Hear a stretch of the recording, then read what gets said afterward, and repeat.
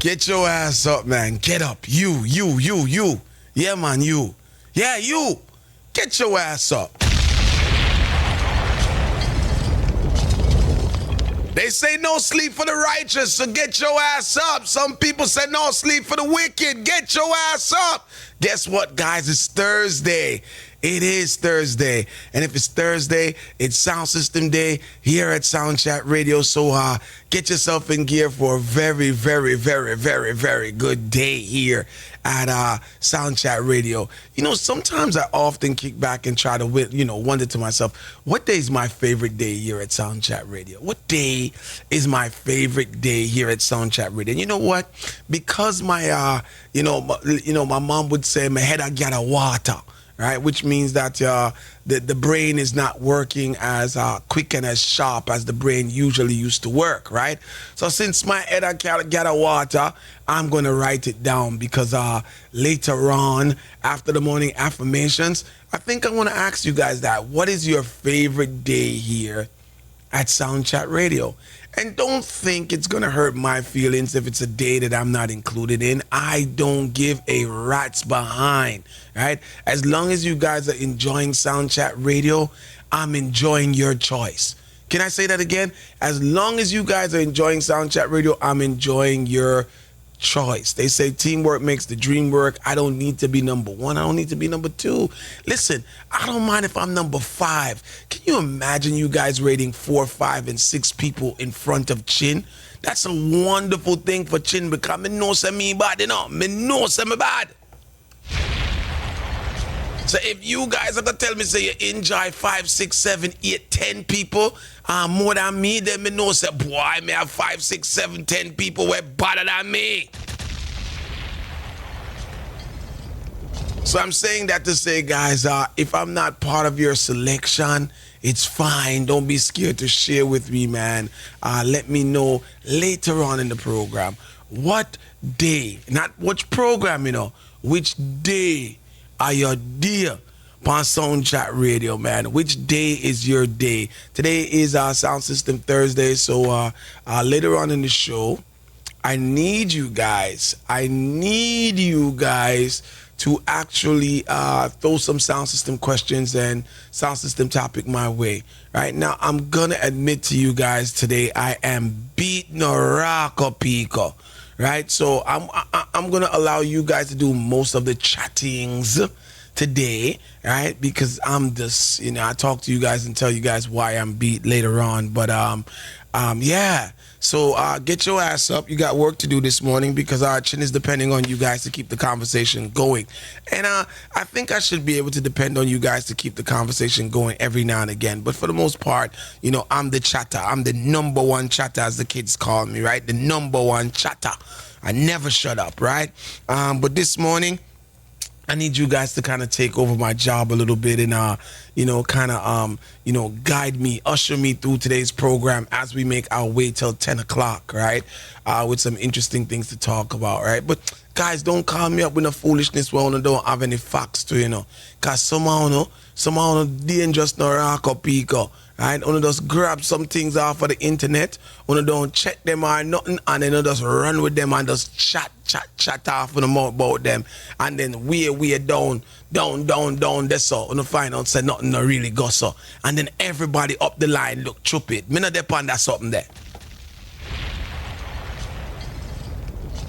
Yo, speaking of which, before we go to morning affirmations, right? I've always thought about this, right? The person who sits and creates a story and throws it up on social, right? I know that they're trying to get likes and, all of that type of stuff. Yeah, and, some people are some really good storytellers, right? So some people can make up some stories and make them look factual and actual, right? Just for you guys to buy in, right? Bite the apple, drink the soup, whatever they call it these days, right? But I'm always wondering if that person kind of like sits back and pats themselves on the back when they see like something that they made up just go viral, knowing that it's a damn lie. I'm wondering if that's like a rush that some people get, like, yes, you know what I mean? Because I want to know what they do it for, like, just to see how much people they could trick. Like, what is the reward in creating a false narrative, right? I guess the reward is, there's people who's stupid enough to believe it. I don't know, man. We'll talk about that later on. But guys, bear with me this morning. I'm tired. And I'm going to tell a lie. And, people wouldn't really come on the radio and talk to you guys how I talk to you guys. Yeah, man, I'm tired this morning, no blows on skirt.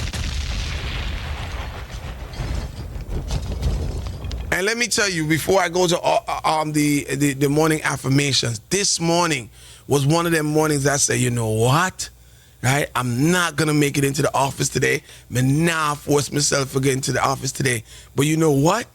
And I got to be truth. I got to tell my truth, right? You know what got me into the office? I left my computer at the office this morning, so I wasn't able to operate the system from home, because anyhow I was able to operate the system from home, may I tell you no? So guys, give thanks to me just being reckless and leaving my my computer in office last night, man. So you guys have my computer to thank for this morning's live show. But you guys know at the same time I love being with you guys, and I love talking to you guys, and I love all of that stuff, right? But sometime when them say the heart willing but the heart willing but the flesh weak. I saw it go. The heart willing but the body weak. We got a lot of stuff to kind of just, you just kind of have a little chit-chat about before we get into the 7 o'clock hour this morning. But nonetheless, man, good morning to everyone. Good morning. To sustain us in all our tasks, we count on the women of Africa. Without their relentless vigilance, no aspect of our responsibilities can be attained. A woman's role has never been so demanding. A wife and a mother. And you can be proud to answer this call for the betterment of mankind. Words of His Imperial Majesty, Emperor Haile Selassie I. A woman with a voice is by definition a strong and resilient woman. If a seat is not given at the table, a strong woman brings her folding chair. The strength of a woman is not measured by the impact that all her struggles in life have had on her, but her strength is measured by the extent of her refusal to allow those hardships to dictate her and who she becomes. Every woman's success should be an inspiration to another. Sisters, take on projects you had never done before, but in so doing, remember, man is the head of woman, and the Most High is the head of both man and woman. So, do not forget your role as woman. First, love and fear the Creator, and all that's needed shall be added.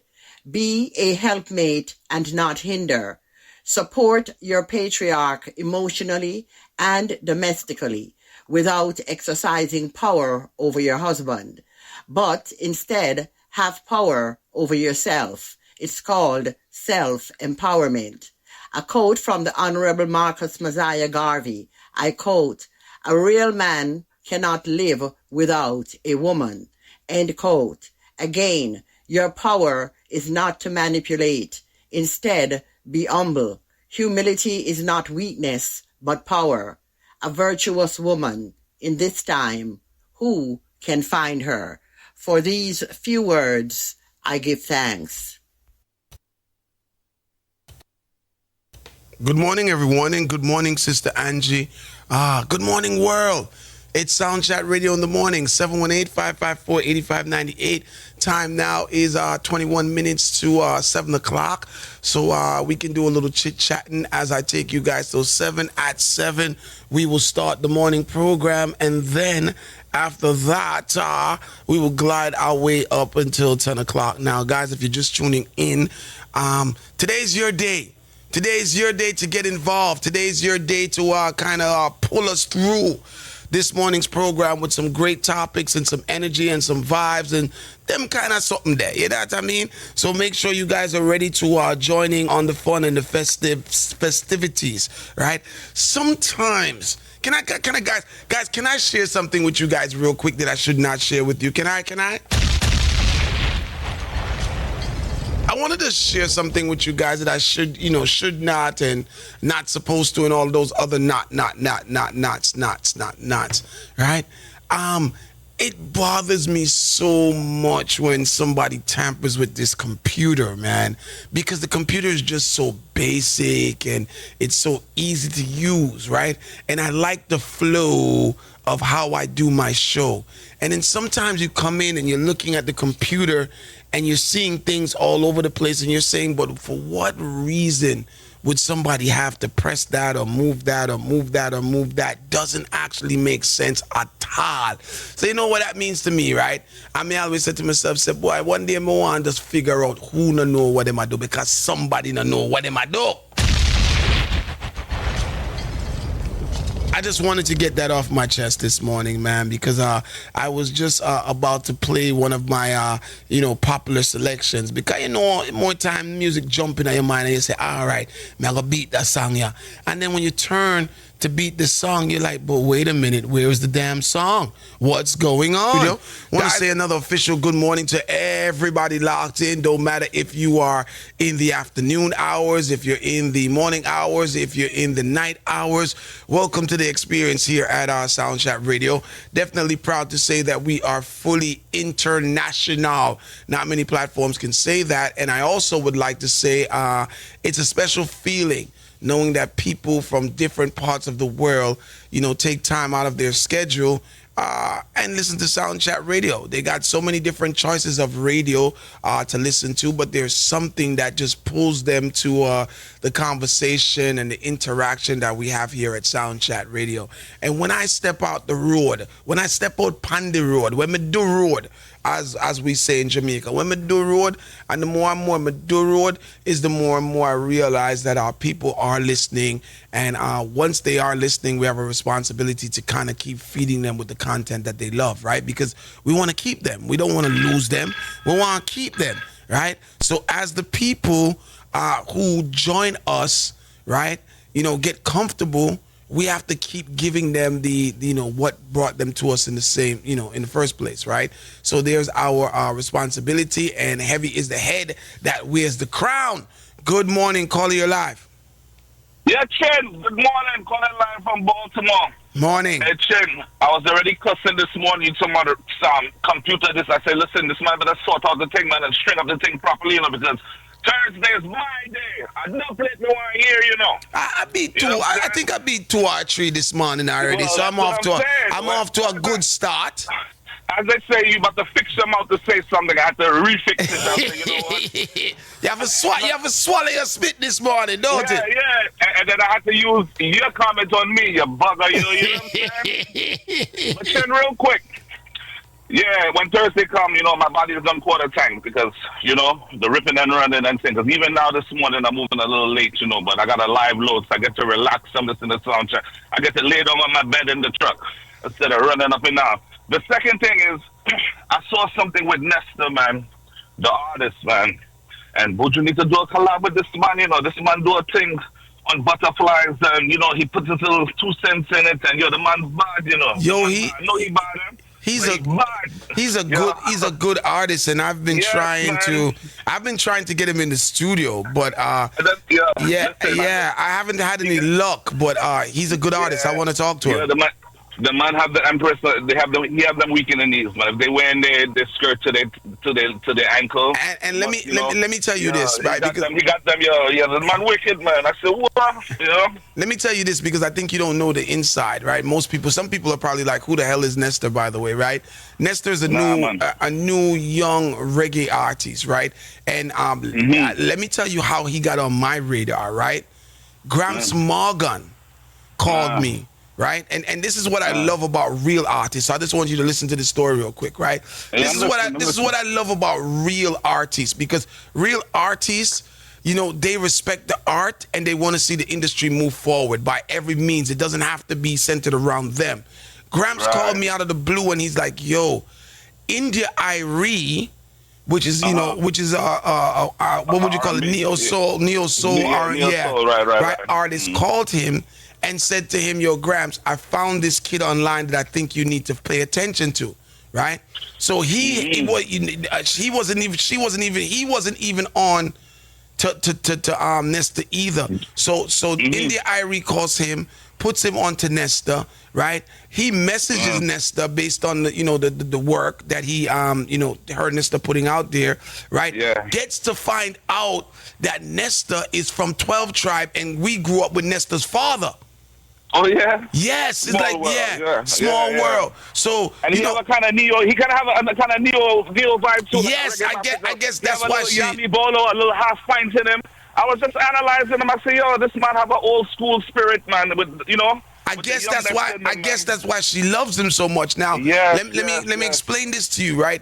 His dad was a star in 12 Tribe as far as art, being an artist. His dad was one of the members of a group called the Visionaires. So it looks like it runs in his bloodline, right? Right. Yes. So now, I'm excited about it because Gramps calls me and he's like, yo, did you know that Vision has a son? And I'm like, no. And he's like, yeah, man, Vision have a son, the son bad, blah, blah, blah, blah, blah, blah. And we start, he starts exposing me to the music. So I've been trying to get him in the studio, but I haven't had any luck. But here's what I did find out, right? He's already started, his career out on, a different foot than the rest of the artists. Like he has real management and real, record execs around him. He signed, I don't know if he's signed to a major, but for him think proper. Like all he needs right now, he already has the infrastructure. All he needs is the song. All he needs is the song.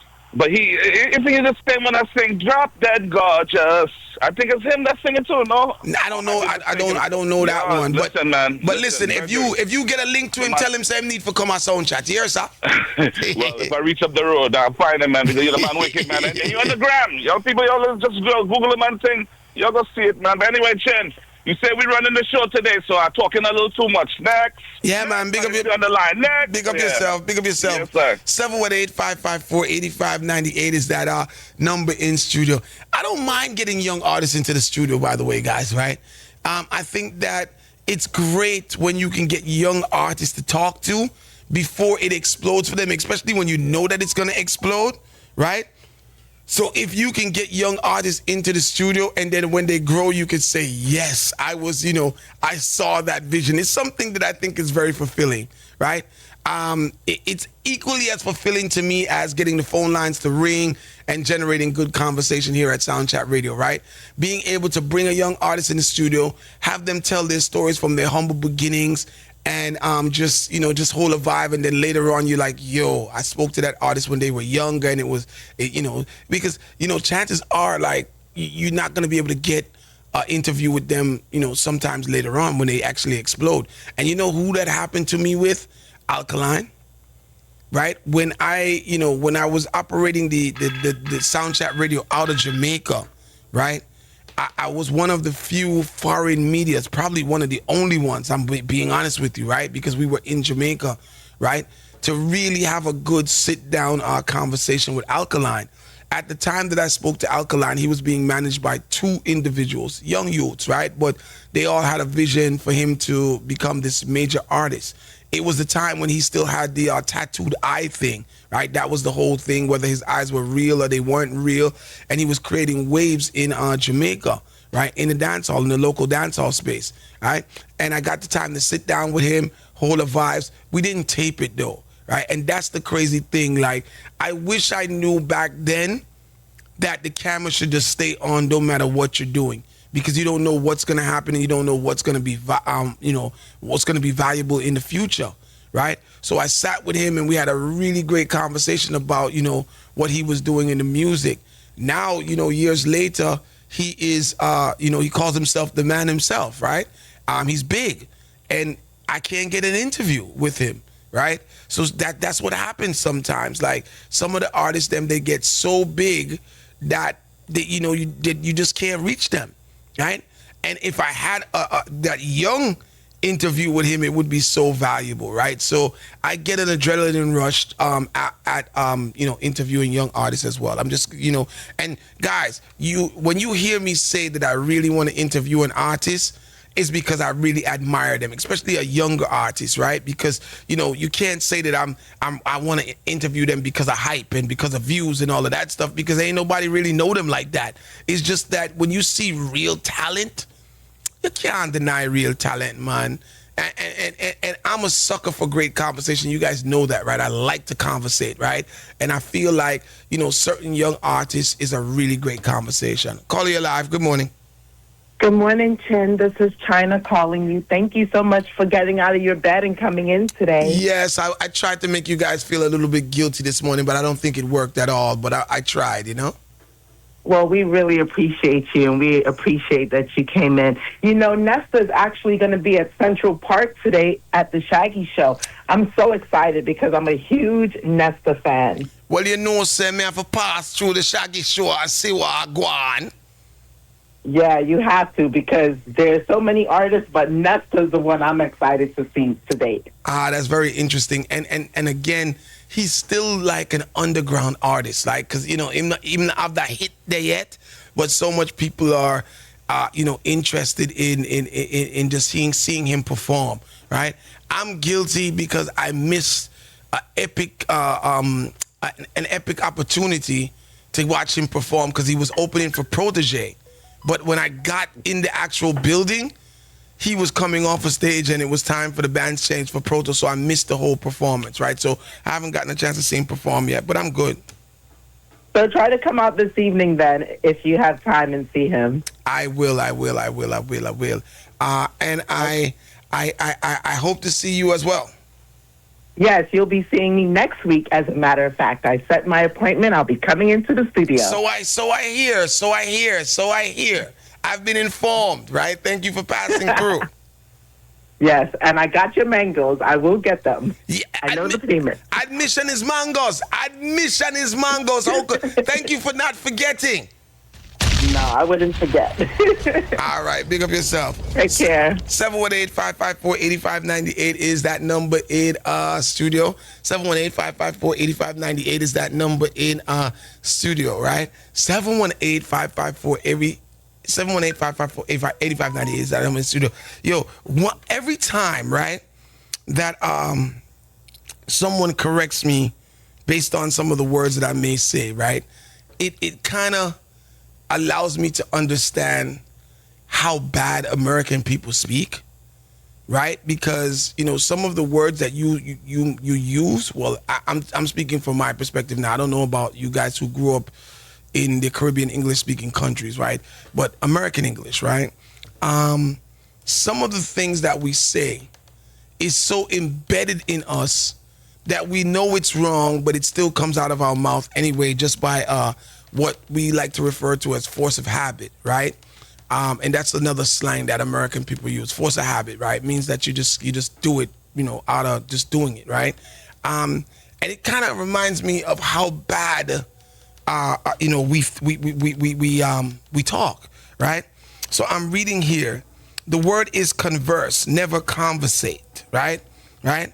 The word is converse, never conversate, and thank you for that, because every time somebody corrects me, right, I realize how bad, you know, Americans speak. And I don't know if Americans speak and it bothers you. Does it bother you guys? Like when you're like, oh, did he just say conversate instead of converse? You know what I mean? But in an American room, you know, with in that American culture, we will say conversate. But you're right, it is converse. Right? And I don't know if there's other things that Americans say. We can pick on Americans this morning. I'm not going to feel no way, right? Because there's things that Jamaican people say too that you're like, what the rock or pico? You understand? But, you know, every time somebody, you know, corrects me, sometimes, you know, it's not connected to. But then sometimes you're like, oh yeah, this is the American way of saying this thing, and it is actually so wrong, but it's just embedded in you, and you say it anyway. Now, some of you don't have this problem because guess what? You guys came here, you know, just yesterday and acting like you've been here for 50 years, but you don't just reach. But people like myself, man, every now and again we do struggle with such and such, right? 718-554-8598 is that number in studio. My phone is giving me such a problem, guys. So those of you who are WhatsApping me, kind of bear with me because it's allowing me to see it and then it's blocking me out, and then it's allowing me to see it and it's blocking me out because I ran out of storage, right? And the crazy thing about it is that I'm trying to correct that situation, but I can't correct the situation if the damn phone won't let me into the WhatsApp to actually correct the situation, right? Which would be transferring some things off your phone, giving it more room, or Ray. It made me feel like I just want to fling the phone upon the wall and just broke it up. But then that wouldn't make sense either, right? Because then I'm going to lose all of the contents that I'm trying to preserve anyway, right? I have some really great SoundChatRadio memories on my phone because it's so easy to just, grab your phone off your hip and just film. You know what I mean? So I got some stuff. Guys, I was going through my phone, right? And just allow me to have this little conversation that kind of means nothing to you guys, but means a lot to me, right? I was going through my phone to look for stuff to delete, right? And I saw a video in there with the Mighty Sparrow. How can I delete that, right? I saw a video in there with what's the Rastaman name again, man? What's the Rastaman name again that Sherry says she know from Ochi? You remember the Rastaman that came in? I forgot his name. He would kill me. But them man there held that another thing in the Rastafari movement, and people really respect him, right? He's no longer gray, he's white now, his hair is white. Remember the Rastaman that came in years ago? He doesn't eat cooked food, everything he eats is raw. What Sister Angie would remember his name. Well, I found a photo of him too, right, with me, and a picture with him and CJ. Who else? I found some really good photos that I didn't even remember that I had that captures the moment. I'm like, oh my God. I found some pictures of Diggy, right? I found some really great pictures, right? A picture with me and MG Max. I keep confusing them, right? By the way, MG Max, big up yourself, right? I found some pictures with me and Carl B. Max. But let's find some pictures where it's so hard because I use my phone for work most of the time. It is so hard for me just to press delete. So I gotta find an hour or two just to sit down, which is so tedious, and go through the phone to make sure that I don't lose anything that I could never ever retrieve. Right? Prelude says Profi, and that is true. It's Profi, right? From Ochi, right? I just found a lot of stuff. So bear with me, guys. Some of you may message me this morning, and I may not be able to see it right away, but I'm trying. I'll actually try to do some deleting while I'm talking to you guys on the phone. However, today is your day. I'm designating this Thursday as your day. So call me up and lead the conversation. Time is 2 minutes after 7 o'clock in the morning. It's SoundChatRadio. We officially say good morning to those of you that's just locking in. Good morning. And I have that on my phone, right? And I have two things for Freddie that I will never ever get out of my phone, right? Or if I take it out of my phone, I'm gonna put it in a safe place, right? I have his first performance after having his stroke, right? In Japan, all white night, standing ovation, just amazing performance, right? With Chino and his daughter, and it just crazy, right? And the performance was so wicked that Freddie decided that he also wanted to do it again. So, because you're on a ship, right? So he also did it maybe like a day or two later. He did another performance, and I have that also. So that's taking up crazy room on my phone. But, Seminar, you understand, that is something that's a keeper, right? Then I have another, and let me tell you what's so significant about that, right? Sheesh. I got a lot of Freddie in my phone, right? Because I also have a video of myself talking to Freddie and Kashima Beth and Chino after the performance, which would have been the first time that anyone has really seen Freddie on camera, after his situation, right? So those things are like memories, and you hold them dear, because I feel like I was part of helping Freddie build back his confidence and, get himself back on that road to recovery for Tech on the Road, right? I also have something of Freddie and a rare footage of Freddie being embraced by Barrington Levy, right? And Barrington Levy just being so, kind of head over heels that, Freddie's there and all that Freddie went through and blah, blah, blah, blah, blah, right? So that is wicked, right? Then I also have Freddie, which is another one that I cherish, where Freddie and Chino is in the tent. And I came up with this bright idea to make, because I think that Freddie Chino sounds so much like his dad. I don't know if you guys believe me or not, but I've been saying this a long time ago, right? Well, you guys got to believe me because nowadays, Chino is the one that is, performing with his dad. And he doesn't skip a beat. Sometimes if you close your eyes, you would think it's Freddie singing certain parts of the song when it's actually Chino. But I've been saying it forever that Chino sounds like his dad, right? So one year I got them into the SoundChatRadio tent, right? And just to prove it to myself and everybody who was listening at the time, right? I made Freddie sing Chino's song, From Morning, a hustle and I put we all in, when we in the stalling. Now, you guys know that what Chino did, I don't know if anybody realizes that, Chino borrowed his father's voice to sing that song. I'm Father Voice in borrow to sing the song. So I have some rare footage, and this would be Freddie before he got sick, of Freddie actually singing his son's song, and I cherish that as well, right? So this is just some of the stuff that's taking up enough room in my phone, right? That is causing me to have the problems that I have now. And of course, I told you guys that I got the Mighty Sparrow in my phone, same way, and that was a couple of years ago, right? Profi is in my phone, same way, right? That's a couple of years ago, right? I got Morgan Heritage with Peter Morgan in my phone, same way, right? I gotta get some of this footage out, man, and and make people enjoy it. They're not enjoying it in my phone. Call you live. Good morning. Good morning, Chin. Good morning, SoundChat family. Good morning, Dean. Good morning. Good morning. Chin, those memories are irreplaceable and they're also priceless.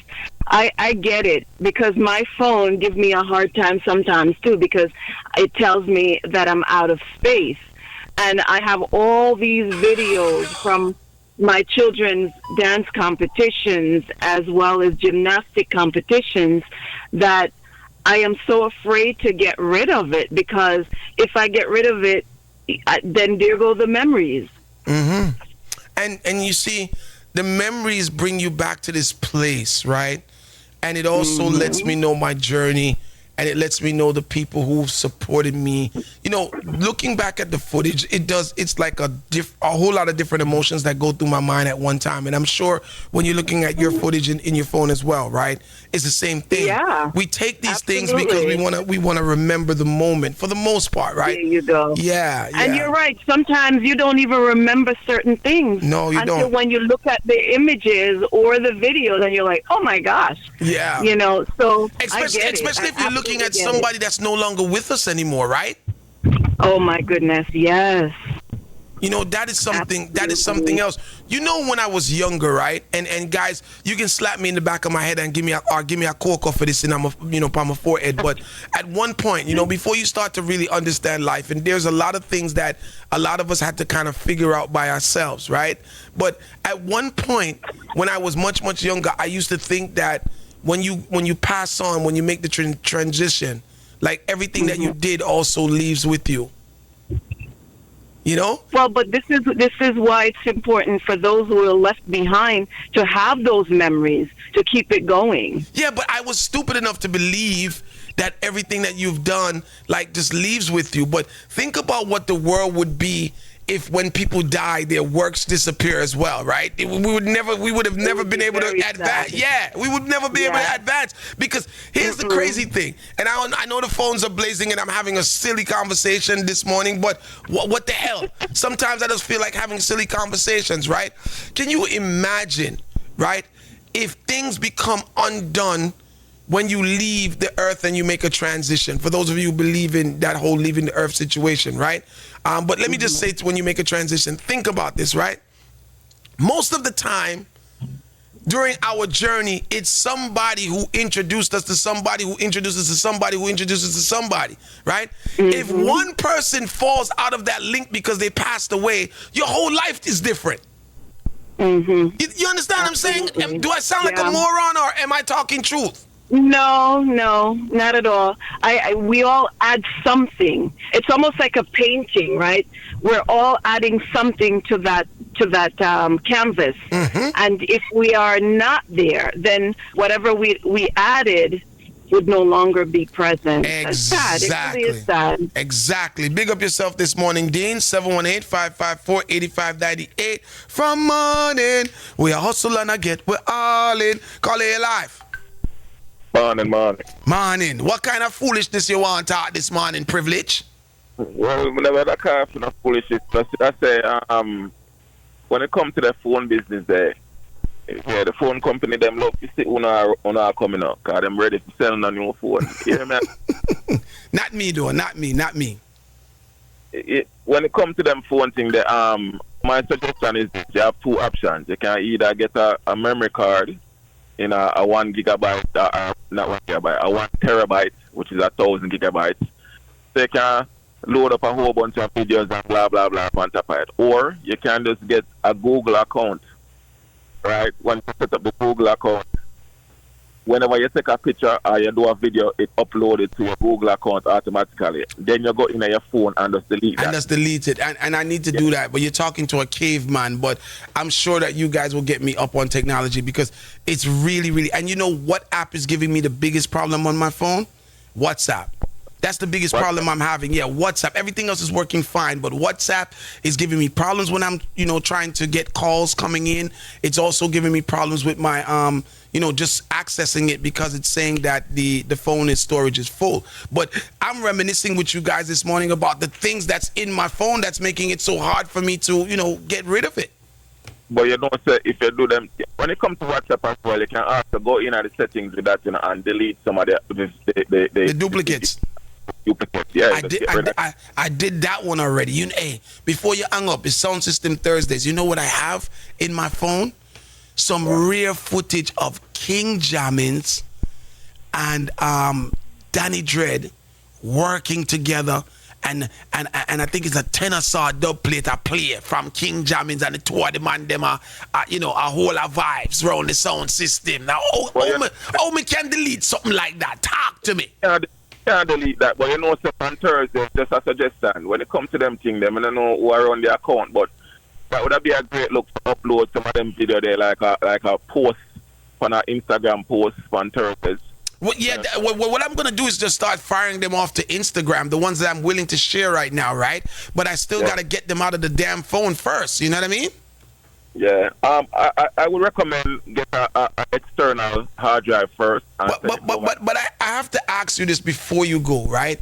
As a man that is privileged like yourself, why would you complain about, because privileged people usually upgrade them phone. Every phone will come out, they just get it because they're privileged, you know what I mean? Privileged man no keep no phone for 2 years and 3 years, and I'm privileged man have top phone.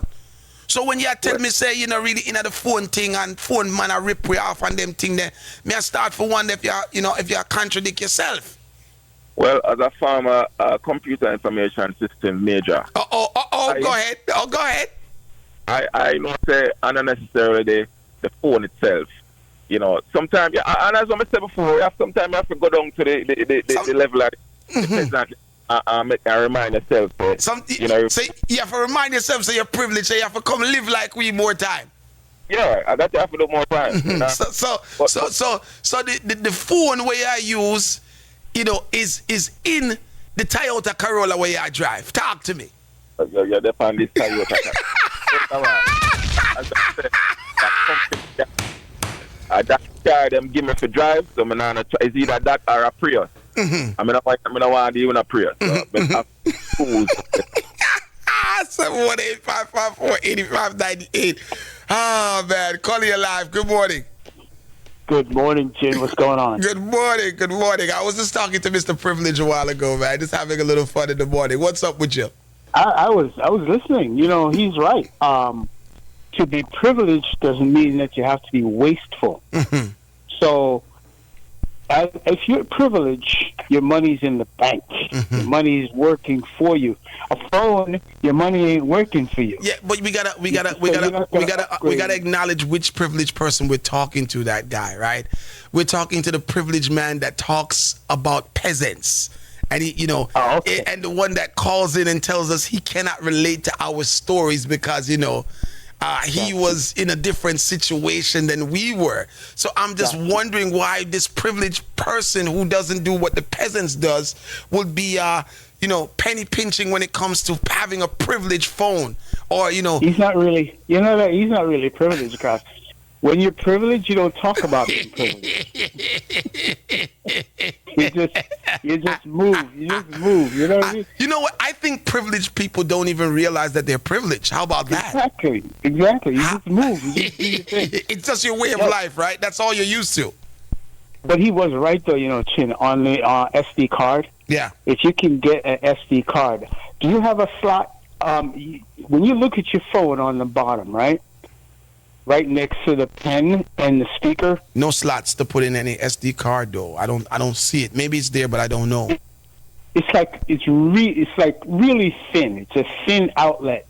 And then it's between the pen and the microphone. If you have an Android? Yeah, man, I have an Android. Why would I listen? Did you just fix your mouth to ask me if I have an Apple phone? Are you mad? Are you mad? Because I would never buy an Apple phone. So okay. Thank you. I am in the same Thank you. lane. I was just about to ask you if you're mad. Are you crazy? Are you dumb? Are you stupid? Come on, man. What would I be doing with an Apple phone? Yeah, but just think of it this way, right? All the stuff that's on the phone. Yeah, I see what you're talking about, guy. There you go. That's where you would put your SD card.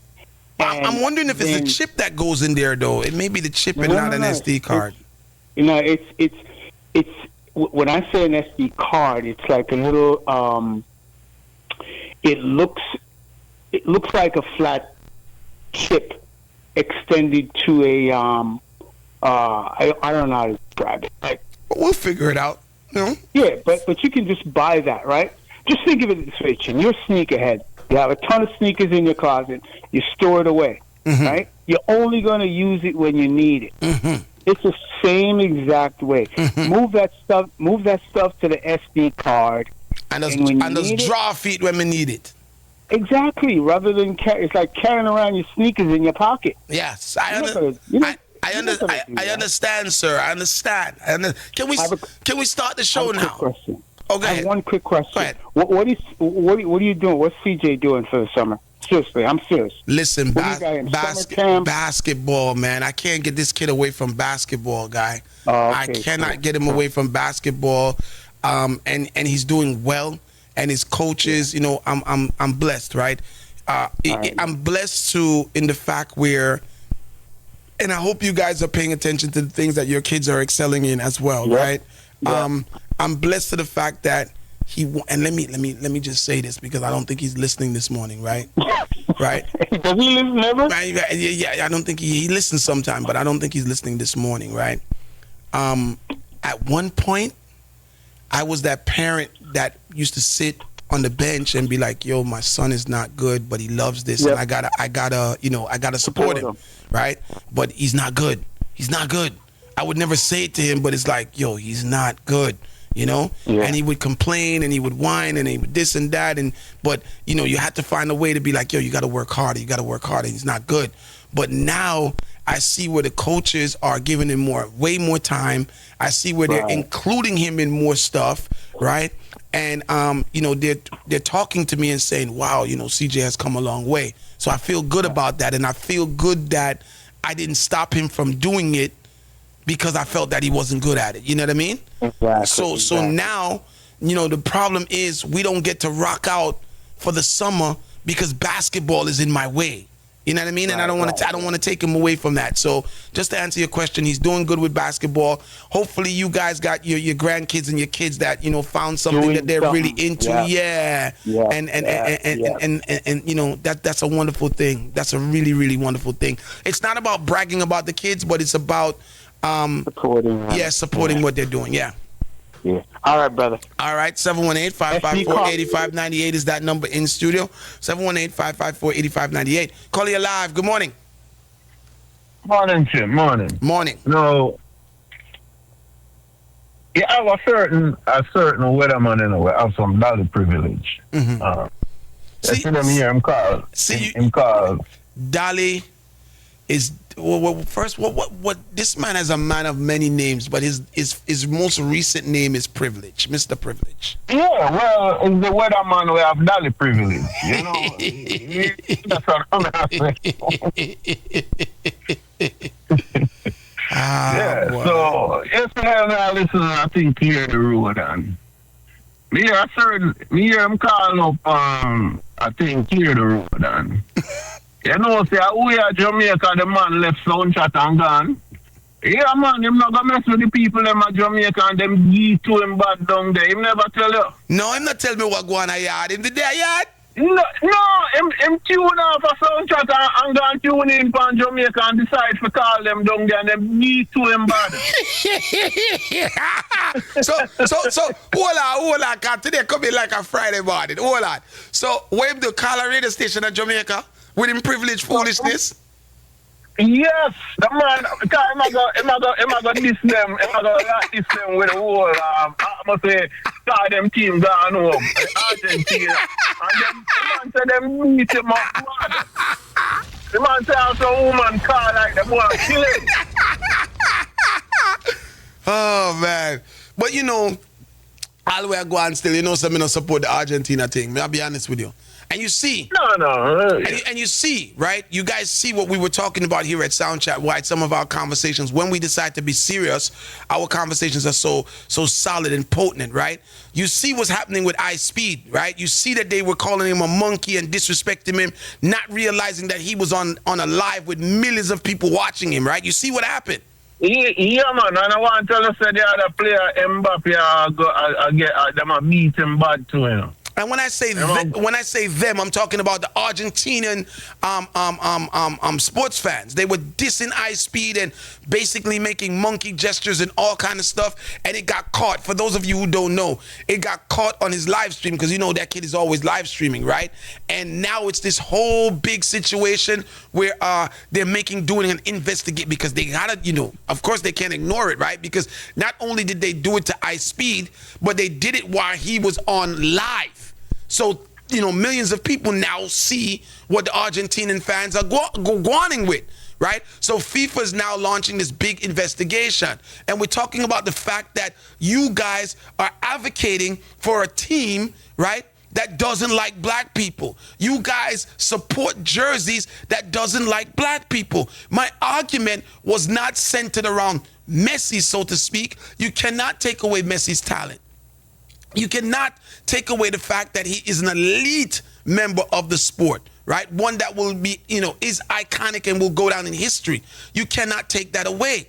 But at the same time, you got to look at the fact that he plays for Argentina, and every time he runs down the field, every time he kicks the ball, every time he helps them win, he advances an agenda, right? And maybe he's not directly racist, because I'm not saying that he is, but he represents a racist flag. He represents a racist culture.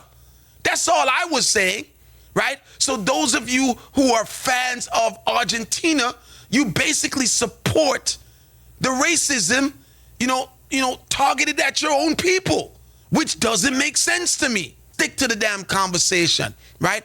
Explain why you feel that it's okay to support a racist team, right?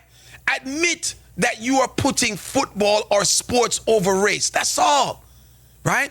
And that's the way you want it to be. There's no problem. Sometimes there's nothing wrong with admitting that this is the side of the fence that you're on, right? But you cannot, in this situation, really, truthfully and honestly separate the relationship that black people have with Argentina, or Argentina has with black people, and the fact that you support the Argentinian flag. You cannot say that a football, I just football and racism nothing in a football. Take out them something there because we are live racism all our life. So the fact that we're living racism all our life and we face racism all our life, that's your excuse? I just said the thing there. Is that your excuse? So everything else that goes wrong with you in America or in the world, you should just say then, you know something? Let me just take that beating here because racism, I just saw it, God, that's racism. And I don't know if I'm expressing myself fully the way that for you guys to understand, but I think that you should understand. And you know what I mean? I know that I'm babbling, but it bothered me. 718-554-8598. Call you live. Good morning, Chin. I agree with you 1,000%, bro. I was disgusted by, on the gram, you see Popcorn, he's on there supporting it. I see Sham, he's on there supporting, So you got a lot of top entertainers supporting this issue here of, one Messi, crap, and fuel with that energy. So that's where, if you got your top entertainers, everybody else is pretty much falling into line with that, not realizing what you're saying, Chin. So I totally agree with you on that fact. And you said something about FIFA investigating something earlier, Chin. And, Chin, that's like a wise tale there, FIFA investigating something, if it doesn't fall in their protocol, Chin, they're going to drop that, investigation in no time, Chin. Well, they might be doing it. They may be doing it just to look good because here's the thing, right? ISO Speed, as we now know, right, has millions of followers, right? And the fact that he was live while they were making this mockery of him, so many people saw it. So it becomes a conversation, right? And people already know what the Argentinian mindset is already. So we already know when we see the behavior what it really means. So you're right. We yet to see, or we have to wait and see how far FIFA is willing to take it. But we do have to also give FIFA some credit for even addressing it, because they could have just let it go. Yeah, I understand that, Chin. Well, Chin, they have something in the game, right? During the game, they said, we're going to wipe out racism. That's what FIFA says, okay? And international code, when you feel or hear racism, is you drop like an X to the referee, right? I saw the Egyptian team did that, correct? Yes, they did it twice, okay, Chin? And they complained to the referee. And what did the referee do? Gave him a red card, Chin. Gave him a red card on the spot, Chin.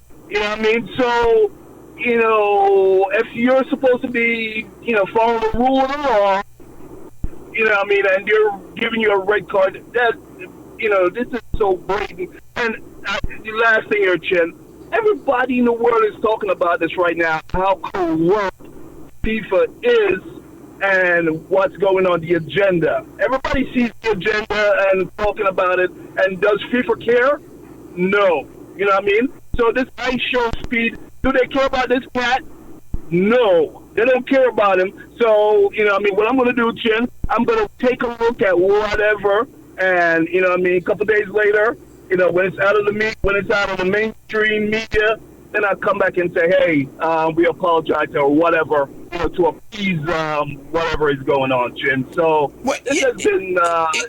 what I'm saying, right, is that, and again, I'm not on FIFA's side, right? You guys know more about sports than me, clearly, right? What I am saying, though, is this. They didn't have to address it at all. They could have just left it alone. So I'm doing what the old people say, and I'm beating the devil and giving him his credit. Whether it's for show, I don't know. We're yet to see. But the fact that they even came out and said that they're going to investigate it makes me feel at least a little temporary better than how I felt knowing that it actually happened. That's all I'm saying. I'm not taking off of FIFA. You know what I mean? I'm saying they could have just ignored it and not said nothing. but at least they're saying that they're launching an investigation on it, right? And, you know, maybe they are, maybe they are not. But I would think that if they are going to do it, or since they did say something, it's based on the fact that iShowSpeed had so many people watching at the time that they were doing it. But also, Chin, you know, I mean, in a stand full of 70,000 people, Chin, Argentina fans are locked in on this racism thing. You know, I mean, calling other team's name and singing song and all that kind of stuff, Chin.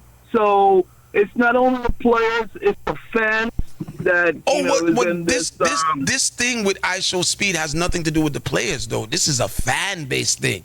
That's what makes it even. That's what makes it even so more, you know, jaw-dropping, right, or reassuring, I should say, because what it shows is that the what do you call them? Argentinians, right?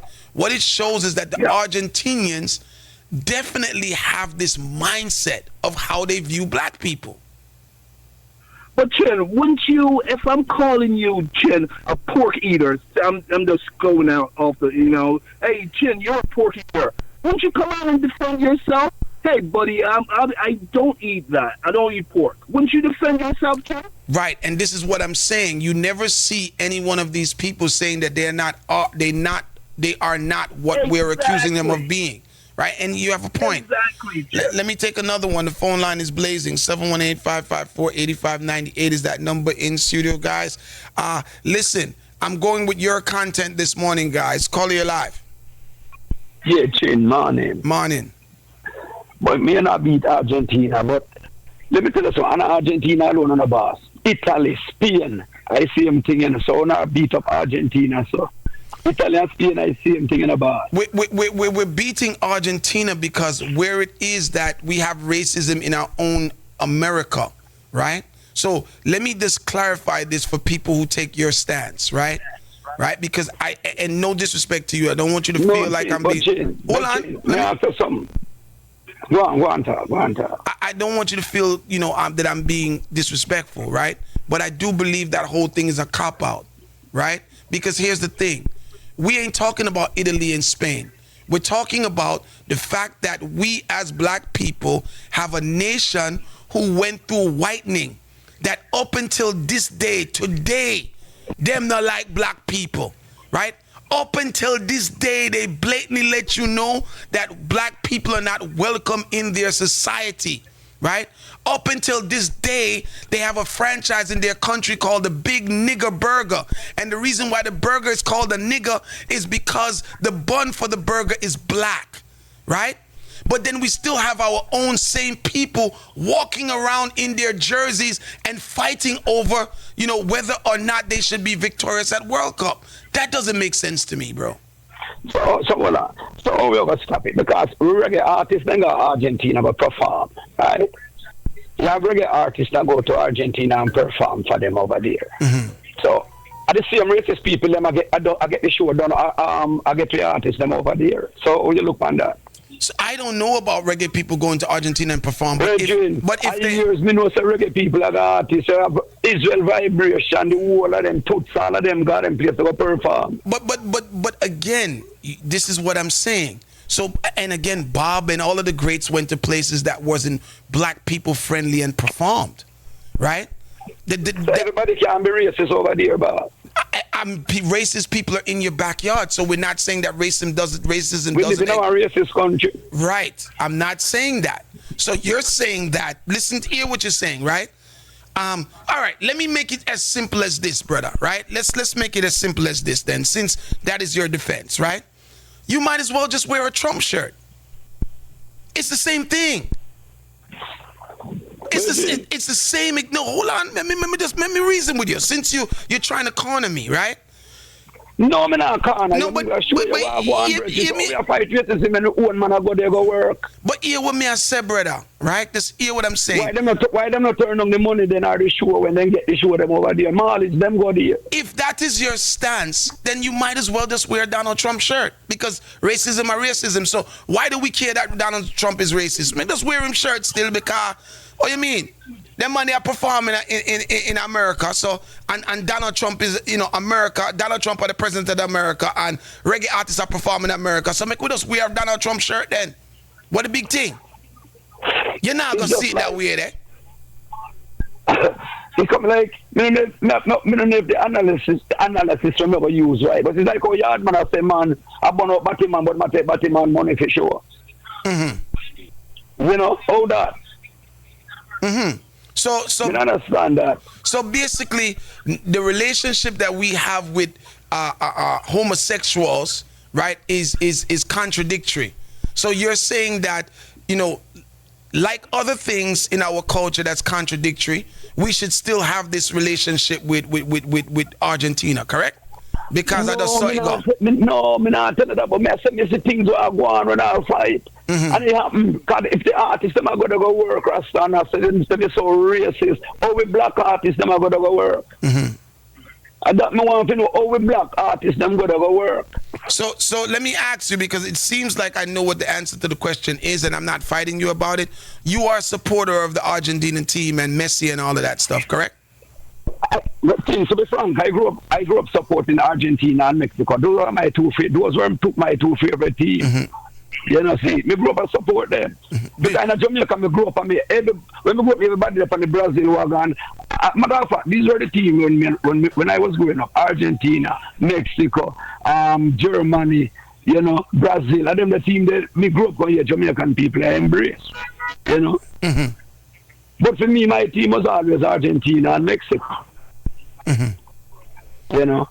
Another thing when I talk about FIFA, you see FIFA them only talk. Brethren, race, as long as you are what soccer, racism, I go on soccer. FIFA them only talk. Them not do nothing. Them not do nothing about nothing. It. I just start them at talk. Brethren, you see in Spain, soccer player playing in Spain. All banana them chew up on the field. Give them in Italy, them chew up banana up on the field. After we black players and I make monkey sound. And Argentina don't want to do it.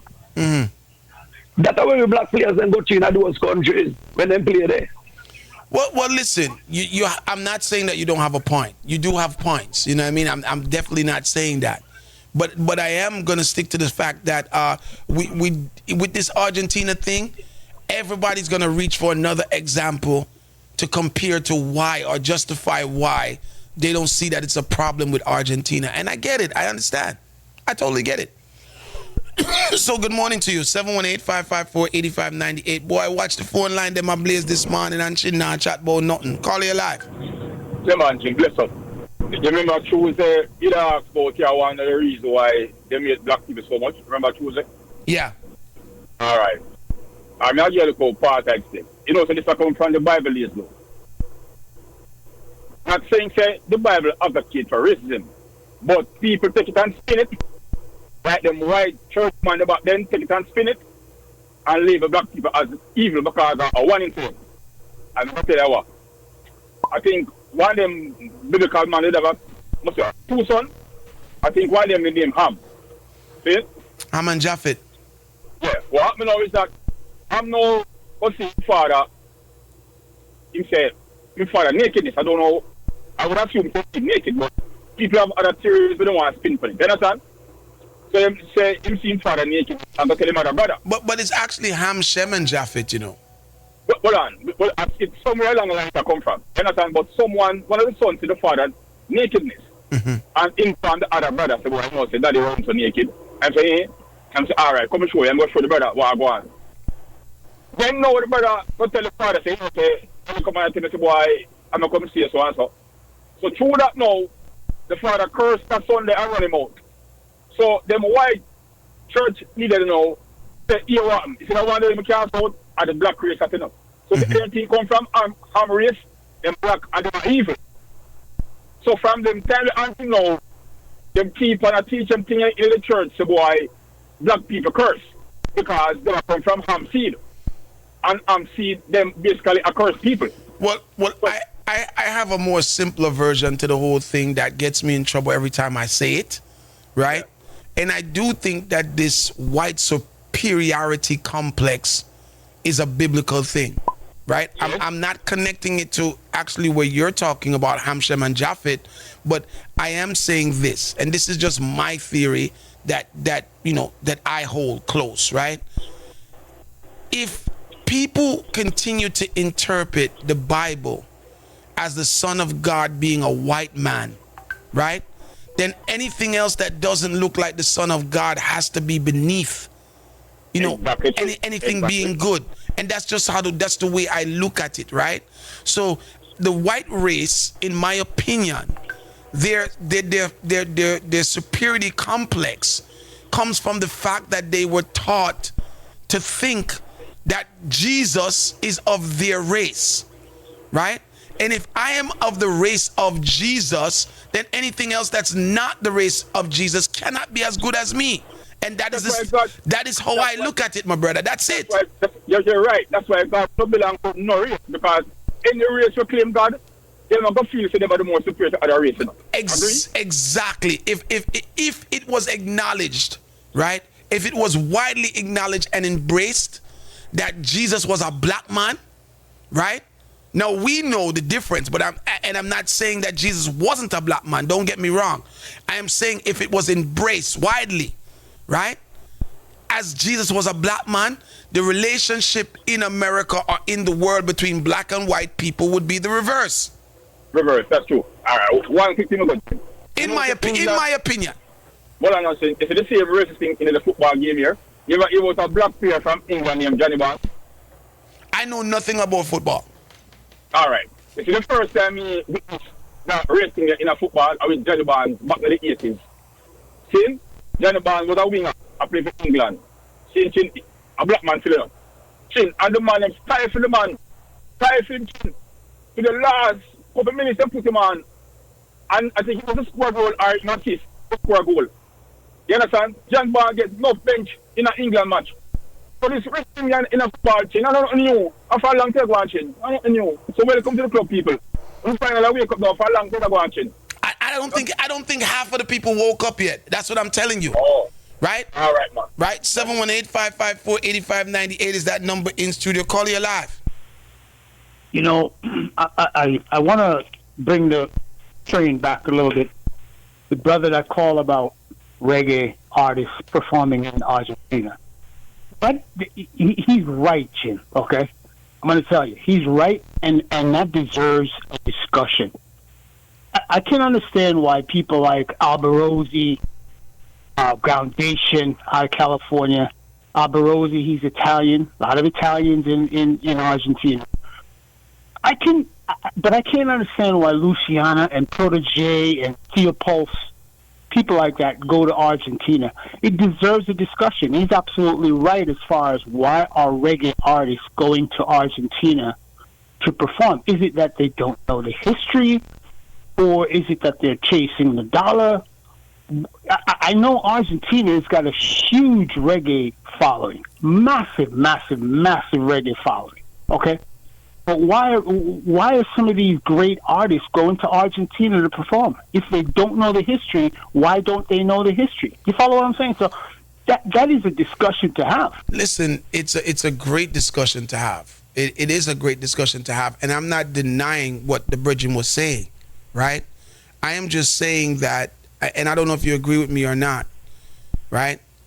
We're talking about apples, but in order to justify eating the apple, we're going to start talking about, we eat the banana and we eat the orange, but they're fruits too. So why don't we just stop eating all fruits, right? No, I don't agree. No, I'm not. Agree with you. Just hear me out, right? Mm-hmm.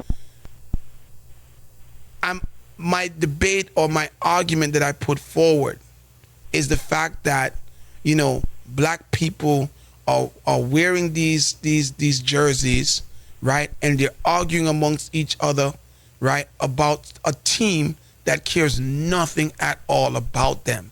They champion this team that cares nothing about them, right? Their defense is, and I'm just pulling this out of the air, right?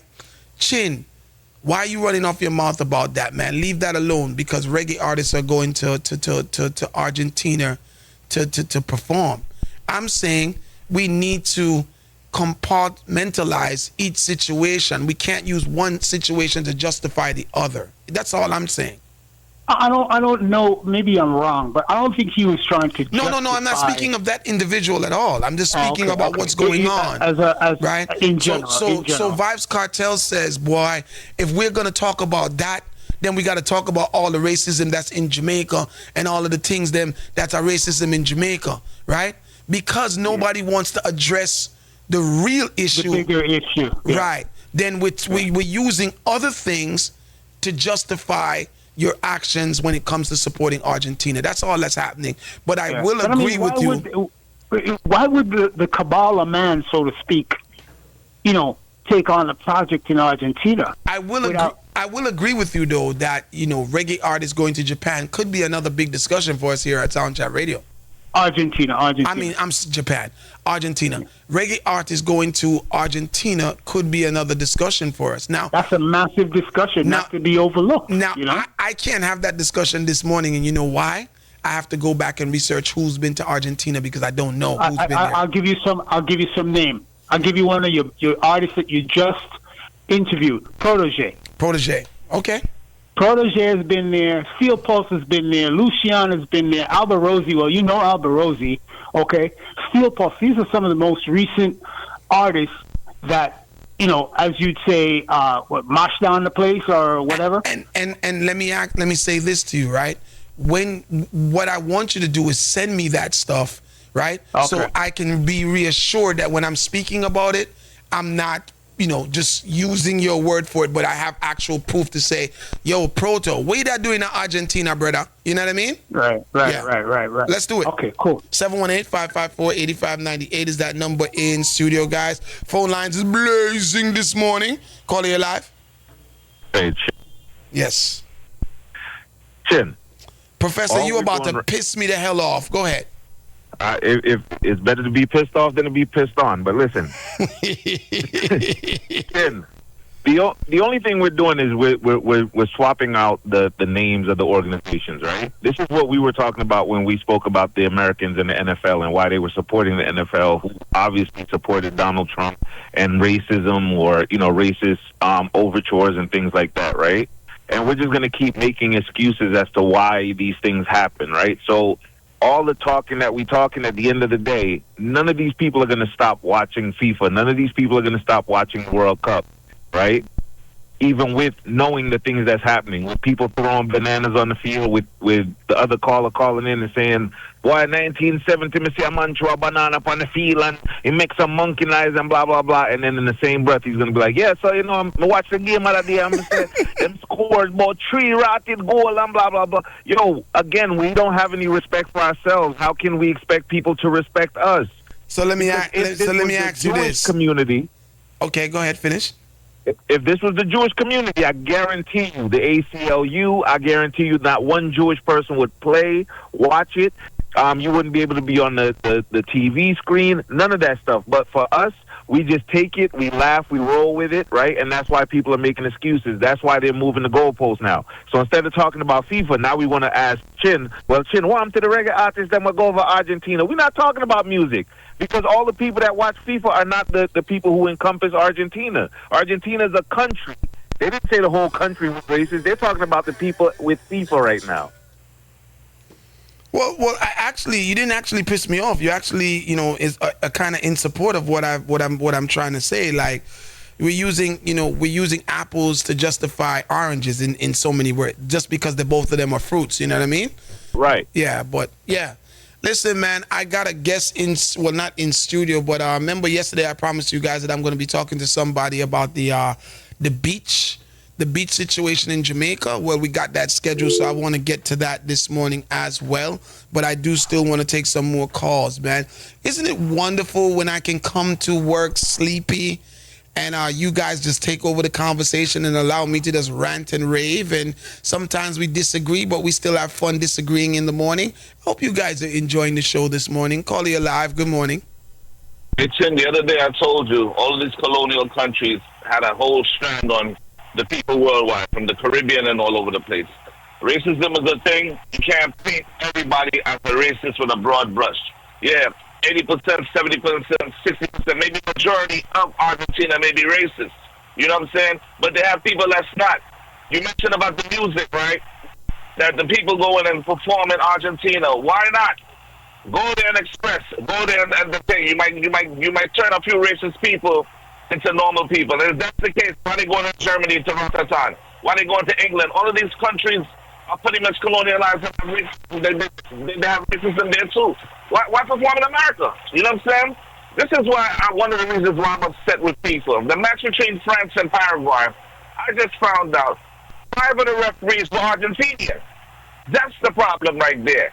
Because it was premeditated for them to try to see how they can get France out, because France is the one that will put pressure on Argentina. So if Paraguay were to win, it would make the road to Argentina victory much easier. The feds are starting to investigate now, the FIFA. That's why the president of FIFA now is starting to apologize and this and that and that. They've been complaining from Haiti and Scotland play, and the amount of beats up and drag the Haitians on the field. There's a lot of calls that's not being called out. You know what I'm saying? So now the racism is being amplified. The colonialism is being amplified. It's always been there. What are we going to do as individuals? If we keep promoting and having conversation about racism, this is what they want right now. All right? Stand firm. And, and believe in what you believe in and hold your faith, man. Because at the end of the day, it's not going to end. No, but I disagree with you. And let me tell you why I disagree with you, right? All right. Since we had our conversation here at SoundChat about Argentina and the fact that black people should not be supporting the team, do you know how many people reached out to me, even here on the SoundChat platform, that said that they were totally unaware of the relationship between Argentina and black people? I understand that. But here's what I'm saying. They have to learn these things. They have to understand these things. But here's what I'm saying. If we didn't talk about it, they would never be aware about it. So the conversation has to go on, even if, we feel that things are not going to change. It will change for 1 or 2 or 3 individuals, right? You win the game point by point. Right, I understand that. But what I am saying is, so the racism defense, they are getting ammunition to continue to be racist, okay? The people that want to know about it, like Elder, go out there and he light his torch and burn up the place. Nobody don't want to hear what Elder's going to say because the way he come across, But deep down inside, he's passionate and he's saying the right thing. So the message has been there, It's only now because World Cup is there and the racism has been amplified and the colonialism. Let me give you another example. England won the other day. They beat Congo, right? One of the fans said, we colonized them before and we just colonized them again. You see what I'm saying? So all of these things has been there. It's just people now didn't see anything about it. And I agree with you. Yeah, now that you're speaking about it, people are hearing about it. But do they really care? This is 9 days news. When World Cup is over, who's going to do something about it? Who's going to make a difference? And I agree with Professor. You know what I'm saying? Jackie Robinson went through hell playing baseball with segregation and all kind of things. Nobody is saying nothing about that. That's American history. You know what I'm saying? It's a lot of situations in a lot of sports that went through a lot, man. My thing is, as an individual, what are you going to do to change? How are you going to make the situation better? You see what I'm saying? We can talk about this all day, but if you're not going to make a difference, it don't even make sense. And I understand people are aware and they're hearing, but dig deeper, dive deeper into the situation and pick up more information to say, all right, you know what I'm saying? We're going to turn things around and we can make a collective effort, I'll leave it there, Chin, man. Bless up, man. Phone lines are blazing, guys. I'm taking one more this morning. Call you live. Good morning. And it's a wonderful thing, Greg. Good morning to you. Good morning. Hey, Greg, I think I heard you come out your mouth and say Jesus was a black man. Go ahead. So now, what is black? Okay, and this is to the SoundChat audience. What is black? How do you describe black in a complexion? Okay, you allow white folks to trick you into a discussion about colors that they have arranged because of crayons? What is black? All right, is a Jew black or is a Jew white? Or is he brown? Is a Jew black or is a Jew white? So this discussion that I'm trying to have or anticipating on having, the discussion about how the blood runs under the skin, how long you've been in a region, People in a colder region, blood runs slower. People in a warmer region, blood runs faster. It determines the complexion that is reflected from under your skin by your blood. And we all bleed red. So what is black? All right, so sound chat, get a hold of this, okay? Jews are olive. Olive meaning they can't mesh into a color tone because of the region that they come from, the food that they eat. When you eat collard greens, do you bleed collard greens? No. It's your diet. So your argument is what? I'm trying to figure out what you're trying to say to me this morning. Okay, because we're discussing FIFA and all the racism that's involved. These people have an objective, all right, to keep their region pure. When I stated to you about me being Bajan first, Bajan American second, I was trying to indicate to you, Chin, we all fight for our region. You say Jamaican every day. We all fight for our region. What my argument is simply this, right? To make it sound a little bit more comforting to your ears. All right. Jesus looks like me and you. Well, I don't know how you look, but Jesus looks like my people, right? This is wait. Hold on. Can I challenge you? Hold on, right? And this is biblical. Jesus is the opposite of what we've been taught that Jesus is, right? Right? And the reason why I believe that, white people feel superior is because they've made Jesus look like them and they've sold you that story. White, now, what is white? Is white the paint? I'm not gonna. I can't. No, because I can't allow you to direct me into a discussion about crayon. I'm not directing you into anything. All right. I'm not directing you into anything. No, I'm not. I think that your orientation is with crayon. So you would like me? You would like me to speak like how you would like me to speak? Is that what you're saying this morning? No, absolutely not. We're having a discussion. Right. So the 99.9% of the people who are listening to my conversation understand what I'm saying. You are that percent that does not understand what I'm saying. And I get what you and I get what you're saying about the crayons and this and that, but at the same time, right, we use words to complement the things that we understand. So everyone that's listening to my voice, when I say white, a color comes into their mind. Whether you define it as another color or not, that's what comes into their mind, right? If we are talking and not communicating, meaning that you don't understand what I'm saying, then we're not communicating, correct? All right, so can I just throw this in? Is Donald Trump orange? And I end my discussion right there. Is he orange? Come on. All right, thank you. Get off this. All right, thank you. 718-554-8598 is that number in studio, guys. Morning. We're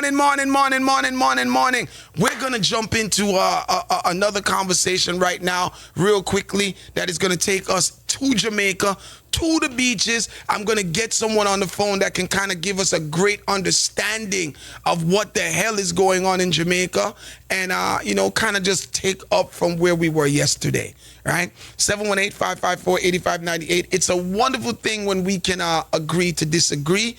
And, we're all brought up on the different beliefs and different cultures and different this and different that. Right? And, we just agree to disagree. Right? Let me go to a commercial break, but I see the phone lines blazing. Right? And unfortunately, I gotta jump into this conversation because this virgin is not unfortunately. Unfortunately for those of you who are calling. Fortunate for us, we have someone on the phone that is willing to share their experiences and knowledge about what's going on in Jamaica with us, right? So we're gonna take a break and we'll be right back. Let me tell you why I do this, right? I do this for a number of things. One, I feel like as Jamaicans, or no matter what island you come from, right? No matter where you go in the world, you belong to that island, right? And you should be, knowledgeable of what's taking place in that island on a day-to-day. Their challenges, their victories, everything. You should know, right? Even though you're not living in that space anymore, right? Also, right, those of you who grew up in Jamaica, right? I'm hoping that you would want people who are now growing up in Jamaica to enjoy things such as the beaches and the other natural resources that you enjoyed when you grew up. And also many of you plan, when you're finished living your lives in, Canada and America and Jamaica, you guys plan to go back, England, right? You plan to go back to Jamaica, right? So you want to be, definitely knowledgeable of what's going on in Jamaica, right? And this is why I give you a voice. This is why I continue to talk to you guys about the hot topics that's happening in Jamaica, to give you that voice and to find out how the diaspora feels about certain things that's happening back home on the rock.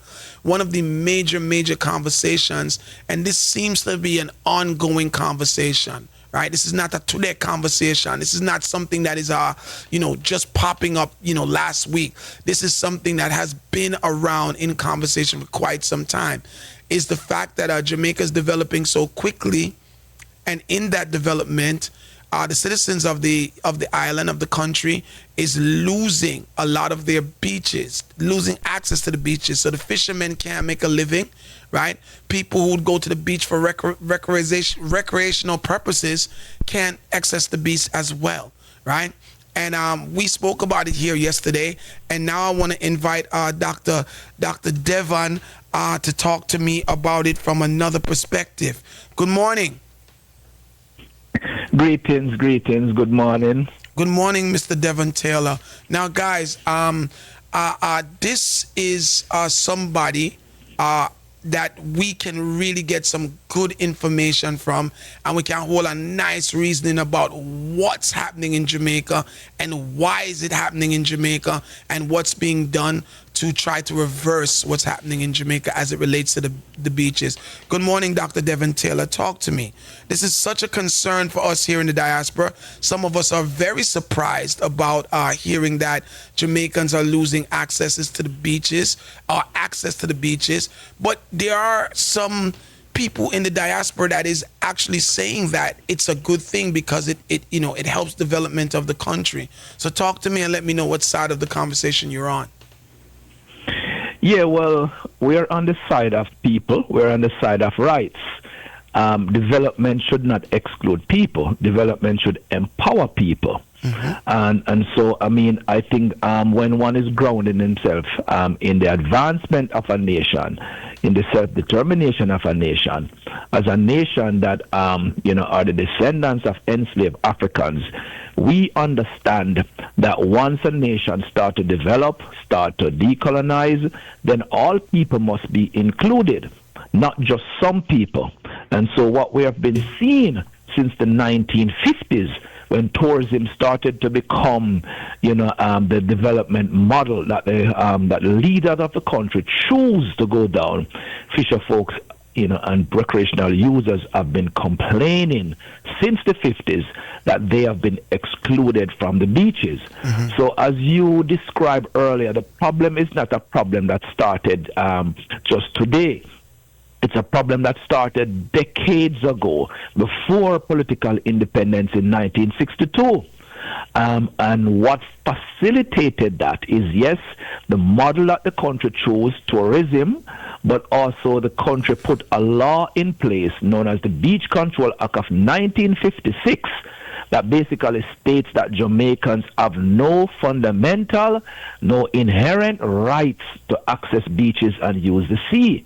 This is the policy that is codified in Jamaican law, that we have no right to swim, no right to bathe, no right to fish, and no right to walk along the foreshore.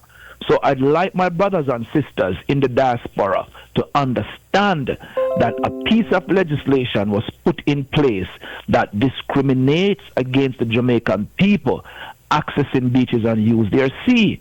And so any development that builds upon that is exclusionary, is dispossessive, and it does not help all the peoples of the country. It only helps a certain set of people in the country, and in so doing, it promotes inequity and inequality across the nation. And that is something that we must change if we are serious about, what most of Jamaican people will leave and come to the U.S. is for economic opportunity, mm-hmm. right? Educational development, right? Some people flee because, crime and violence. But at the foundation of it is they wanted better development for themselves. And here we have an industry that is growing, but it's excluding most of the Jamaicans. They would not stand for that. In America, in Canada, in England, there's none of this happen. And they know that if this was happening in America, it's the population who have risen up and pushed back against it. Well, let me ask you, I have a couple of questions to ask, just so we can get some clarity on this, right? Number one, that it's an act from 1956 put in place by the British, right? Which Jamaica, even though after independence, have just kept this act on record, right? So this helps them to enforce now, privatizing beaches, and we're talking about decades later. So what they're doing is actually lawful as it relates to this act, correct? It is correct to an extent, which I can, explain. But the government is not breaking any laws, right? When it takes a beach, it leases us to a private developer that exclude the Jamaican people, right? The developer themselves will come there and buy lands before hotel and gets a lease from the government is not breaking any law. The laws are in the country. Okay. So at least, before you go to however, at least we acknowledge that, right? Because, you have people here in the diaspora that has no clue of this Beach Control Act from 1956. So therefore them just feel like, government does have violate and, and not looking out for the people and breaking the laws and all of that. So it is lawful according to the act. Now, but you're saying however. What is the however? Yeah, but I'll take one step back to say, as you said, the law's been in place for decades. Successive governments could have changed the law. Yes. Because they know it existed and they know, right, based upon their records, that we're losing access. So we can really hold the government accountable to say, having known something, know that this is wrong, you should have stand up for your people, and they did not. So I think it can be fair for someone to say that my government did not act in my self-interest as it relates to my ability to feed my family as a fisherman, for my recreational rights, for my spiritual rights, for my rights that I use the beach for, because government should look out for its people, and any laws and policy that marginalized and hurt its people, they should have done so. But they did not. So I think it's a fair criticism of the government, Dr. right? Taylor, but what about the other side of it? And this is just for great conversation, right? What about the other side of it, where government may argue that they are looking out for the people because this Beach Control Act helps them to further develop the country? I'm bringing outside investors, and maybe if they didn't have this act, then they wouldn't be able to bring so much outside investors into the country. And this, of course, is just for great conversation. Yeah, no, I mean, and I appreciate that perspective. However, when we look across the Caribbean, Barbados, St. Kitts, St. Lucia, Antigua, Bahamas, the Caymans, they have phenomenal tourism product. Cuba, Dominica, they all have phenomenal tourism product there, and they don't have this practice there. So there's no mutual exclusiveness that you must have the privatization of beach, the displacement of the people and its possession for you to have a good tourism product, because the examples are rampant across all Caribbean nations that embrace tourism as an economic engine in their society. So in other words, we could have had the same development in Jamaica with Jamaicans having access to these beaches, correct? Absolutely, because it is the model across the Caribbean, it's a model across the world, right? But the model that we choose is one that excludes our people. But I want to also, when I said however, Jamaicans have what is called customary rights. So, for example, I'm a coastal youth. I grew up in Steertown, St. Anne. I used to walk on tracks and roadways and paths, to the beach. And I've done so for more than 20 years, and no one gave me permission to do so. under Jamaican law, and this is an older law than the Beach Control Act, a law known as the Prescription Act of 1882, I am eligible to continue to use that track to access the beach and use the beach and the areas of the beach that I've been doing so for 20 years, right? But what has been happening is that the government has been allowing the developers and the government themselves have really been violating the Jamaican people as it relates to the Jamaican people customary rights, you know.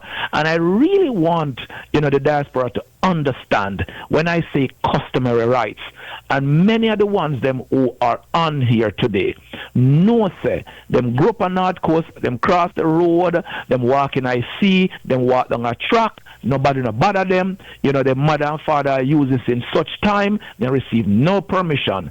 Under the laws of the country, you should be able to continue to use that. And I can show you examples. Example is in Miami Bay Beach, example like Little Duns River, example like Providence Beach, for example like Brownlow Beach and Sydney Beach. You know what I mean, all these examples litter the North Coast. But what you see is that developers come in, they buy the land, or the government transfer the land to them, they fence you out, they block you out. That's a violation, and that's why we have 5 cases in the court asking the court to look at our evidence of 20 years of usage uninterrupted, right? And to, you know, and we are proving to the courts that we have customary rights. Now that is where the government has been, you know, failing us. One area that has been failing the people because it is complicit in allowing that kind of violation. Well, Dr. Taylor, I have to ask you this too, right? Based on what you're saying about customary rights, can both exist at the same time, right? Which would be the customary rights as well as the Beach Act, the Beach Control Act, because it sounds like one cancels out the next in so many words. No, they can exist. In fact, the Beach Control Act also mention the prescriptive rights in there, because remember, you know, under the Beach Control Act you have no right, but the Beach Control Act also says that any use of the foreshore pre the act is protected. So anything that you used to do before this act at the foreshore, you're protected. Well, that's a very important part of it then. It is an important part of it, and because, you know, we could spend an whole 2 hours discussing the Beach Control Act of 1956 and all its different components, right? But it explicitly preserves your pre-56 rights in there. Now, those are also, are being impacted because, you know, as I said, like Miami Bay Beach is a beach that the community has been using for, you know, more than 100 years, but that beach is fenced off. Right, and so the problem it is the government is not. I wouldn't even say not paying attention. The government is just complicit, and you know, it's sometimes when people see a shiny coin, you know, right, and them see a way to make some money, and all their morals and ethics just go through the window. They're like, I don't care, I must get this coin. You know what I mean? And that is what has been happening, where they see this shiny tourism dollar coin and they don't care. They're like, well, I'm bringing in this coin because this is for the good of my people. And I'm making this decision without even consultation with my people, right? But, you know, when you look at it, it's hurting the fabric of the nation as it relates to people's fundamental rights. And you cannot advance a society without rights. Any society that is built upon, right, the violation of people and environment, you know, it is going to crumble. History has shown us that. It's the same kind of thing when we look at, you know, colonialism and its associated capitalism and how, you know, black bodies, you know, was treated as property, bought and sold an action block to build the West, to build a Western world that we all live in right now. And we see what happened to that Western world. It crumbled. Furthermore, we see the very same government is now approaching the King of England for reparation, looking back at the transatlantic slave trade and all that is done to the descendants of enslaved Africans, violation of rights, violation of principle, harm to environment, and the government, clear in the newspaper, you have seen it, that they are now taking this to England, looking at this, the king, and says, you violated us and you owe us money. Barbados has done it. Ghana has that resolution moved in the United Nations to deem transatlantic slavery as the greatest harm done to humanity. We are seeing all of that was done in the name of development of the West. And so when we see a similar thing happening here, that the development of an island is not only based upon hotel being built, is based also on the labor of the Jamaican people that is exploited for short-term contract, untenable work hours and condition in hotel, right? Building too close to the foreshore, degrading beaches, taking out mangrove and removing coastal forests. When $4.3 billion was made in 2024 in the tourism industry, and $3 billion of that left the country, is a very model of plantation, right? So it's a plantation tourism model, and it's going to crumble.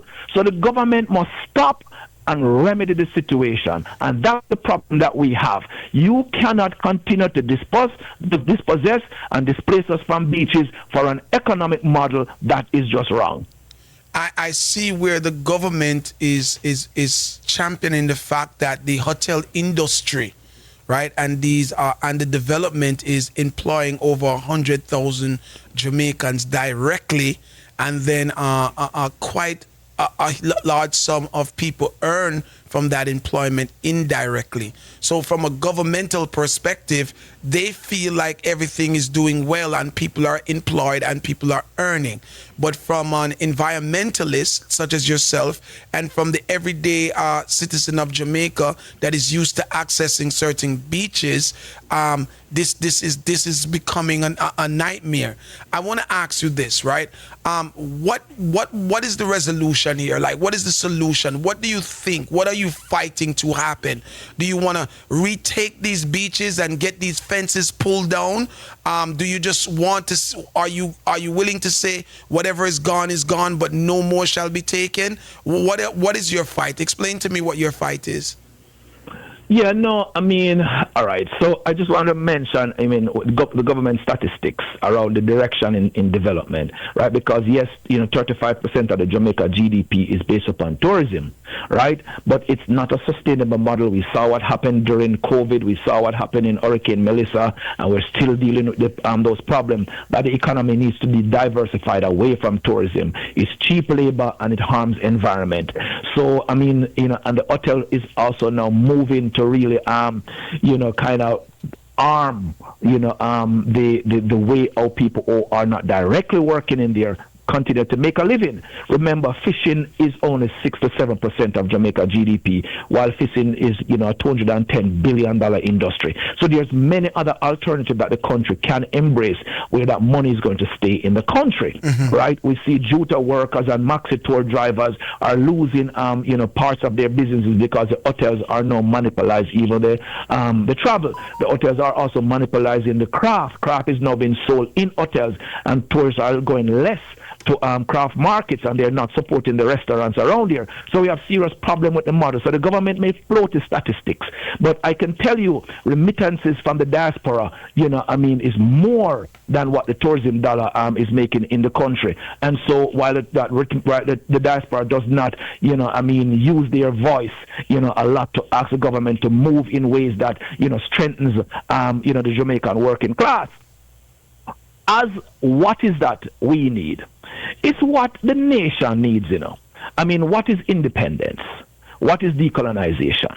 What are those things? What are those things that our ancestors fought for, right? They fought for freedom of people, freedom of land. They fought for liberation. So what we are calling for, right, is fundamental, a liberation of the coastline. We're asking for the Beach Control Act of 1956 to be repealed and replaced. You're going to put a legislation in place that is going to regard the entire 494 miles around the country as public land, right? You're designating it as a commons like what they do in the UK. right? It's just like you walk on Orchard Beach, you could walk all along that beach. If you could walk over those rocks, you could go anywhere you want to go, right? That's we're asking for a complete, liberation of the coastline so people can go there and access it, right? And this legislation needs to be repealed and replaced. We are asking for the environmental conservation of our coastline. We're a small island state that are subjected to the impact of climate change, and we saw that in Melissa. So we're asking that our coastal forests be replaced. Now, what has been gone already, it can come back. There's nothing that's preventing us from walking over land and go on beaches. The government take land every day to build highways and road. You see that they're relocating everybody from Black River and from Falmouth, and they're building a big bypass around the town of Portland. How is the government doing that? The government is using its power under the Land Acquisition Act of 1947 to take these lands. Why is it taking these lands? It says in the interest of the country, right? We take these lands just as in the United States, it's eminent domain. If the states need a property to do something in the interest of the larger population, they take it. So therefore, if it's in the interest of the nation and an interest that is rooted in equity and equality and what is right, then you take it. You are not going to abolish these people's business, right? You are just telling them that you don't own the foreshore and you don't own the sea, and therefore we will not issue you a license to segregate and block the Jamaican people out. They will have equal rights and opportunity to use beaches, right? Codify in Jamaican law, and it can be done if there's a political willingness. That would look more like what I hear that's happening in Barbados, where the beaches have the hotels have beaches, but the citizens of the country can also access those beaches as well. They're not allowed to lock the citizens out of the country, out of the beaches, is what you're saying. Yes. They won't be able to do that, right? They will not, because those beaches now will be not vested in the crown, right? In the Beach Control Act, the beaches on the floor of the sea is vested in the crown. This vestation would be in the people of Jamaica, for the people of Jamaica, right? As the Constitution, Section 13 says, we deserve a right to our ecological heritage, and we define beaches, rivers, lagoons, wetlands, right, and the sea as our ecological heritage. And I should let the diaspora know that nobody can own the sea. Under the United Nations Convention on the Law of the Sea is the common heritage of humankind. This is declared universal law. So when you are blocking the Jamaican people and says, we have no right in the spaces, only to pass over it for navigation, there is a conflict there. And our government needs to rectify this in the interest of the people. But as I said, successive governments have failed to do so. And we must ask the question, why from 1962 until now, all political administration have not made this wrong right in the interest of the Jamaican people? Is it corruption? Are they getting kickback? Right? I mean, how can this happen? It's a 70-year-old law from 56. And all these politicians who claim that they are, the older of, the people's protection, have failed to give us right to beaches, my brother. I mean, this is something that must end. You cannot hold us hostage. You cannot continue to allow the vestiges of colonialism, land as property, people as property, to continue. We, and I don't want people to get this wrong, that we are anti-development and we're fighting against tourism. We don't like the tourism model that is in Jamaica. It's a plantation tourism model, right? But we are saying that rights must be the guiding light for an equitable and just society. And so we fight for rights. Yesterday, we started this conversation, which is a big conversation here. in the diaspora, right? For those who are concerned about what's going on back home in Jamaica. And there were a lot of concerns that I want to throw at you this morning based on the privatization of the beaches, right? So this would be, once upon a time there was free access. I know, people have to pay to access beaches, certain beaches. Once upon a time it was free flow, and now there's a fence there that if you're not, staying at a hotel or something of that nature, you wouldn't be able to access, that beach, right? I want to ask you, what do you feel about the fact that there are Jamaicans here in the diaspora that feel that this is a good thing to separate the locals from the actual tourists because of harassment, because of the fact that they say that Jamaicans don't take care of the beaches, and people called in yesterday and gave examples of beaches that were totally destroyed based on the negligence of the people back home in Jamaica. What is your solution to that? The upcare of these beaches. So now that the beaches are open to the public, as we would all love to see, right? What should be put in place to make sure that the beaches are cared for? Yeah, I mean, there's a lot you just said, right? And I'd say to my brothers and sisters here, right? The state have a responsibility, You pay taxes. An industry makes $4 billion. Why, a portion of that revenue cannot be used to maintain beaches, right? I don't understand it. Any industry that is benefiting from the space should spend money in the space to maintain the space. Now, when you look and you see, okay, garbage on these beaches, most of the garbage on beaches is not a result of people leaving their garbage there. It's a result of the solid waste management system fail in Jamaica. And I'd ask those same people, when you go in your communities and you look at the designated areas that garbage is supposed to be stored, do you see it overpiling? Because I could send you 5 photographs now that garbage receptacles and storage areas are overflowing because the state failed to clear those garbage up. You know what happened to them? They come in the road, the rainfall, end up in gully, and they wash out in the sea. So most of what you're seeing is a failure of the state to deal with the solid waste management in the country. And this is verifiable fact. So let's get this right for great conversation, because this was a major concern. So you're saying that even though people would feel like it's the citizens of the country that is polluting the beaches, it's the negligence of the government that adds to that pollution on these beaches? Absolutely. You walk on a beach also, you don't see state receptacles to put stuff in, right? And it's not because the state don't have any money, it's because the state don't choose to do so, because the state boasts that is made $4 billion in tourism. So the state must protect beaches, right? And the environment in general. Now, does people leave trash there?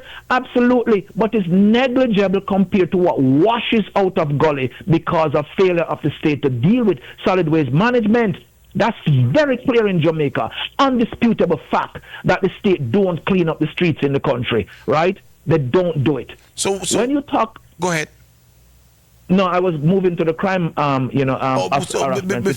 before you move to the harassment situation. So what you're saying then is that the government should free up the beaches, let people have access to the beaches, and also find a way to maintain the cleaning those beaches and making those beaches presentable. So are you putting all of that on government? Is that what you're saying?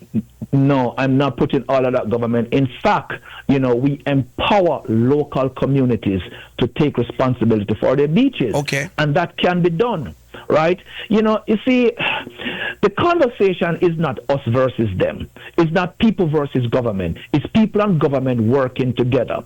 Unfortunately, what the political class have always done over the years is to present themselves as we have all the solutions and you must listen to us.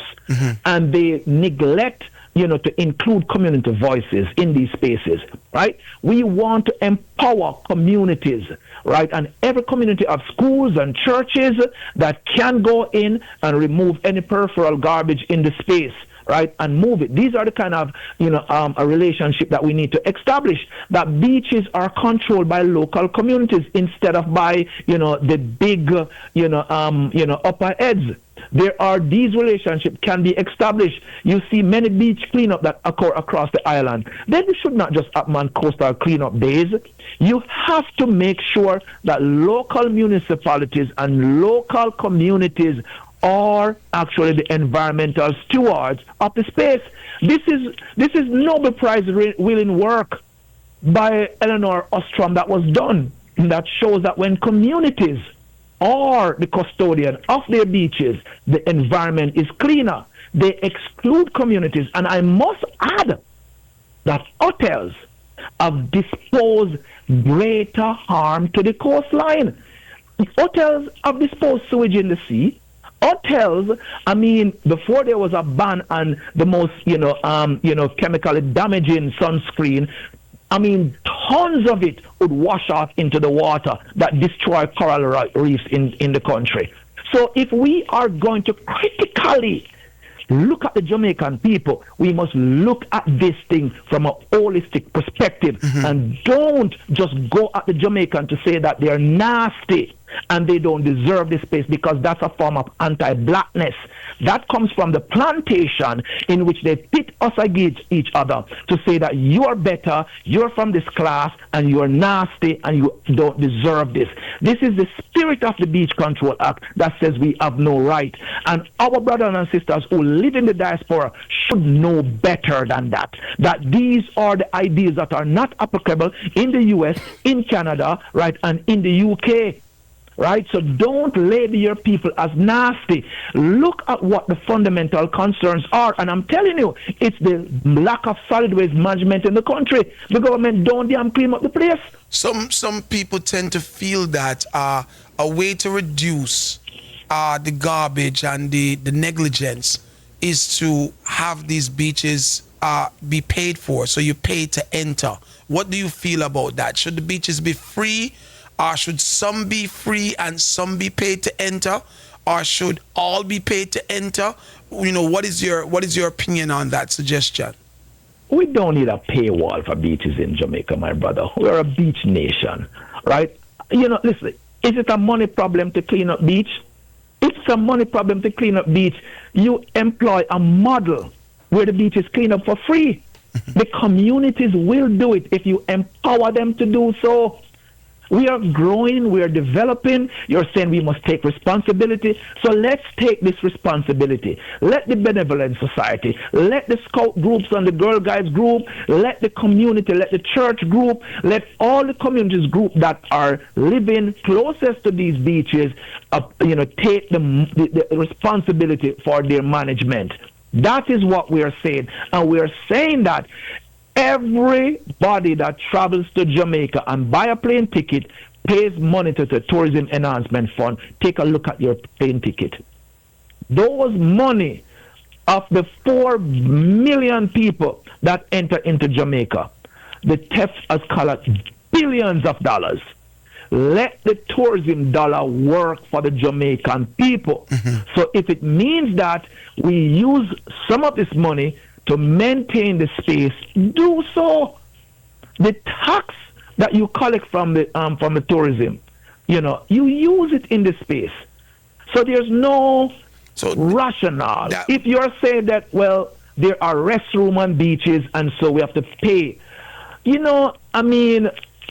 if you want to say, well, you're going to pay to use a restroom, I have my views on it, but it's debatable.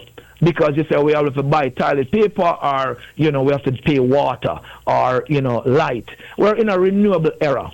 You put a water tank on top of that harness water. You're good. If you put a solar panel on top of that, renewable energies, you're good. There are many ways we could creatively think about these kind of things. I don't think the paid bathrooms is a system that would work at all. That's just my opinion. I feel like that could cause more harm than good. Based on the mindset of some other people, right? If you don't have the cash then and you have to use the bathroom, that will cause an issue. But that is just me, right? I want to move on to the safety issues that some of the people in that diaspora had, that concern as, okay, well, when you fence it out, the tourists are safe, that you get to control certain people that you wouldn't want on the property. Yesterday, they made reference to gangsters who have taken over beaches, right? I heard quite a few people call in and said that is the same thing that happened to Helsha, where the gangsters were able to turn a free beach into a pay to enter by paying situation. So do you think that the safety is also a concern with the beaches being free, or no? Well, I don't think so. And I'll say to you that, the Beach Control Act, again, was never put in place around a safety measure. Mm-hmm. And it's from 56. Jamaica was a highly peaceful society. I should say, so that wasn't the case. Now, when you're talking about extortion at these places, what happened in bus parks, or other parts of the country where you said gangster come in, law enforcement deal with them, right, and remove that threat. So is it that a failure in law enforcement to prevent these kind of extortion and control of spaces is happening, and then you're using that to block people out and to charge people to go to beaches? I don't understand it. So either way, right? The government is failing.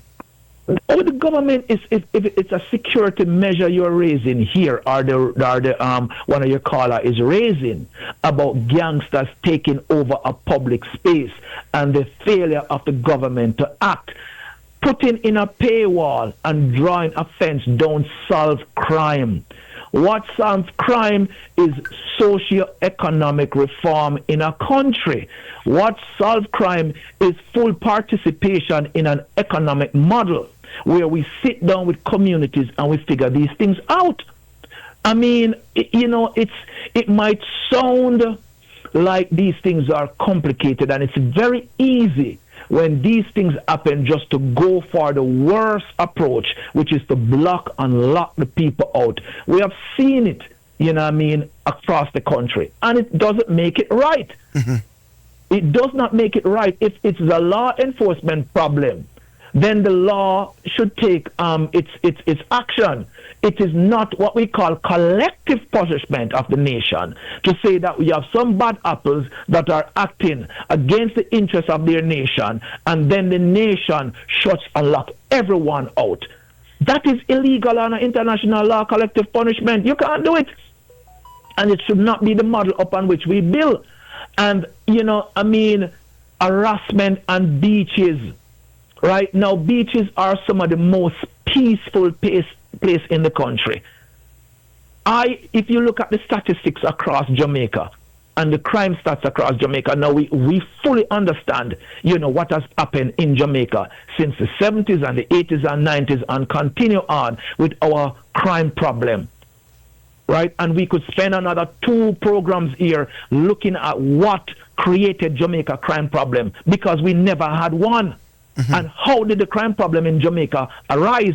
Around political fighting and fighting for scarce resources and for political doctrine and ideology. And the country has been trained to be either PMP or GLP, go at each other over scarce resources and ideologies for decades, that has spiraled the nation down a pathway. That is the fundamental root of the crime problem in Jamaica. Not that Jamaicans are inherently violent and bad and wicked. It is political infighting that lays the foundation, right? And all the sequestration of wealth, concentration of wealth in certain spaces. The Jamaican people don't fully participate in the tourism economy. So they are locked out. And many of the time when they try to sell a cap, a hat, sell some ganja, or sell some craft, they are criminalized for doing so. But do you know ganja is now available in hotel rooms? You can go to hotel rooms and there's your ganja on the table. It just come in like the local bar that is in the room. Crafts are being sold, in hotels. It's when you lock the people out from fully participating in the economy, you create a lot of problem that you can't. Include us in there. Have a conversation with us. Work with community, and I think we can get to a space in which, we all could, see the benefits of people enjoying beaches and rivers. But it's not lockout. I think this was a very enlightening conversation. Those who want to be familiarize themselves more with your fight, what is the name of your organization and how can you be reached? Yes, so we are JABEM, the Jamaica Beach Birthright Environmental Movement. We are at jabem.org.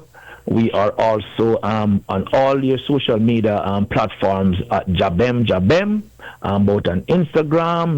We are at Jabem on TikTok, and we are on X and Facebook at Jabem. You could reach out there and you could send us an email at info.jabem@gmail.com. Send us IG message. You could reach us in all these avenues.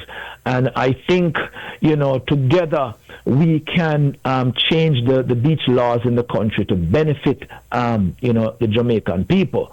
And so it's not us versus them. Right now, we are not participating fully in the coastal economy, and our recreational rights, our fishing rights are under severe threat from the continued disposition. And I should let your listeners know that the government recently released its new beach access policy that is not giving us rights. It allows them to sell beaches. That was not in the Beach Control Act. Now they include that they can sell beaches. They're going to privatize the sea. There are 3 big hotels now built in the sea in Jamaica that Jamaicans are blocked out of those spaces forever, and they want to put this in the in their new beach policy to continue the proliferation of these buildings.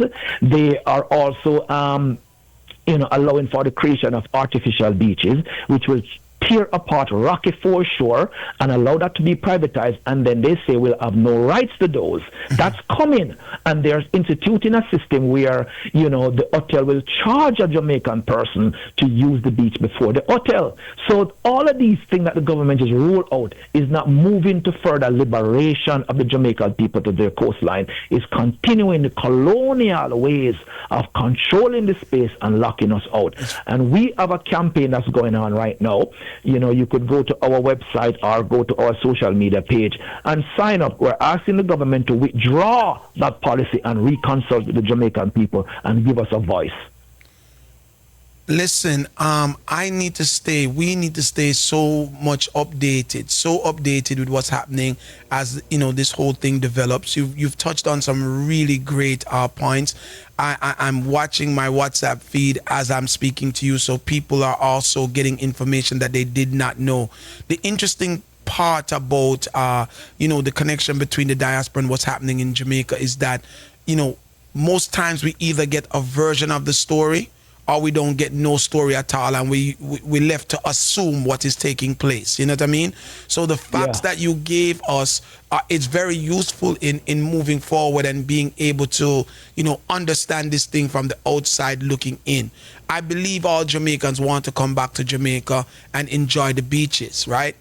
And I will admit there's some of them, because they've been Americanized and, Canadianized and Englishized, right? They don't mind paying, because here they're private beaches. You pay to go on the beach and all of that stuff, and people find that very comfortable and very safe and clean and all of that stuff, right? But I think that kind of gets in the way of them really seeing what is really taking place in Jamaica and how detrimental it can be if the government keeps traveling down the road that they're traveling, right? According to what you're telling us now, we're losing beaches because of our hotels being built. We're losing a lot of space that we would go for recreation.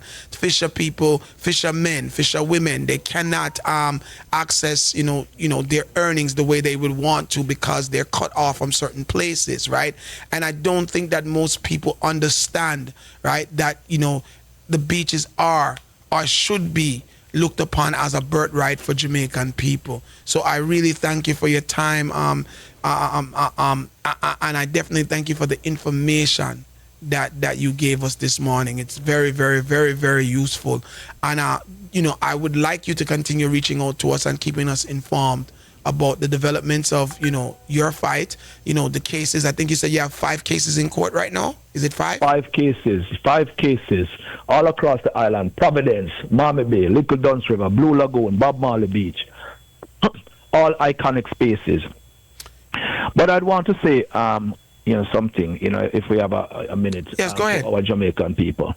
Listen, I quoted some statistics about, the billions that been made by the tourism industry.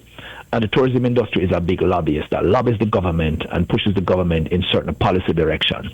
And I'd look at the diaspora and say, when you look at remittances of over $3 billion, that is raw money that goes into the pockets of Jamaican people. When you send money down there for CT scans, for medication, for buying school books and doing all this kind of thing.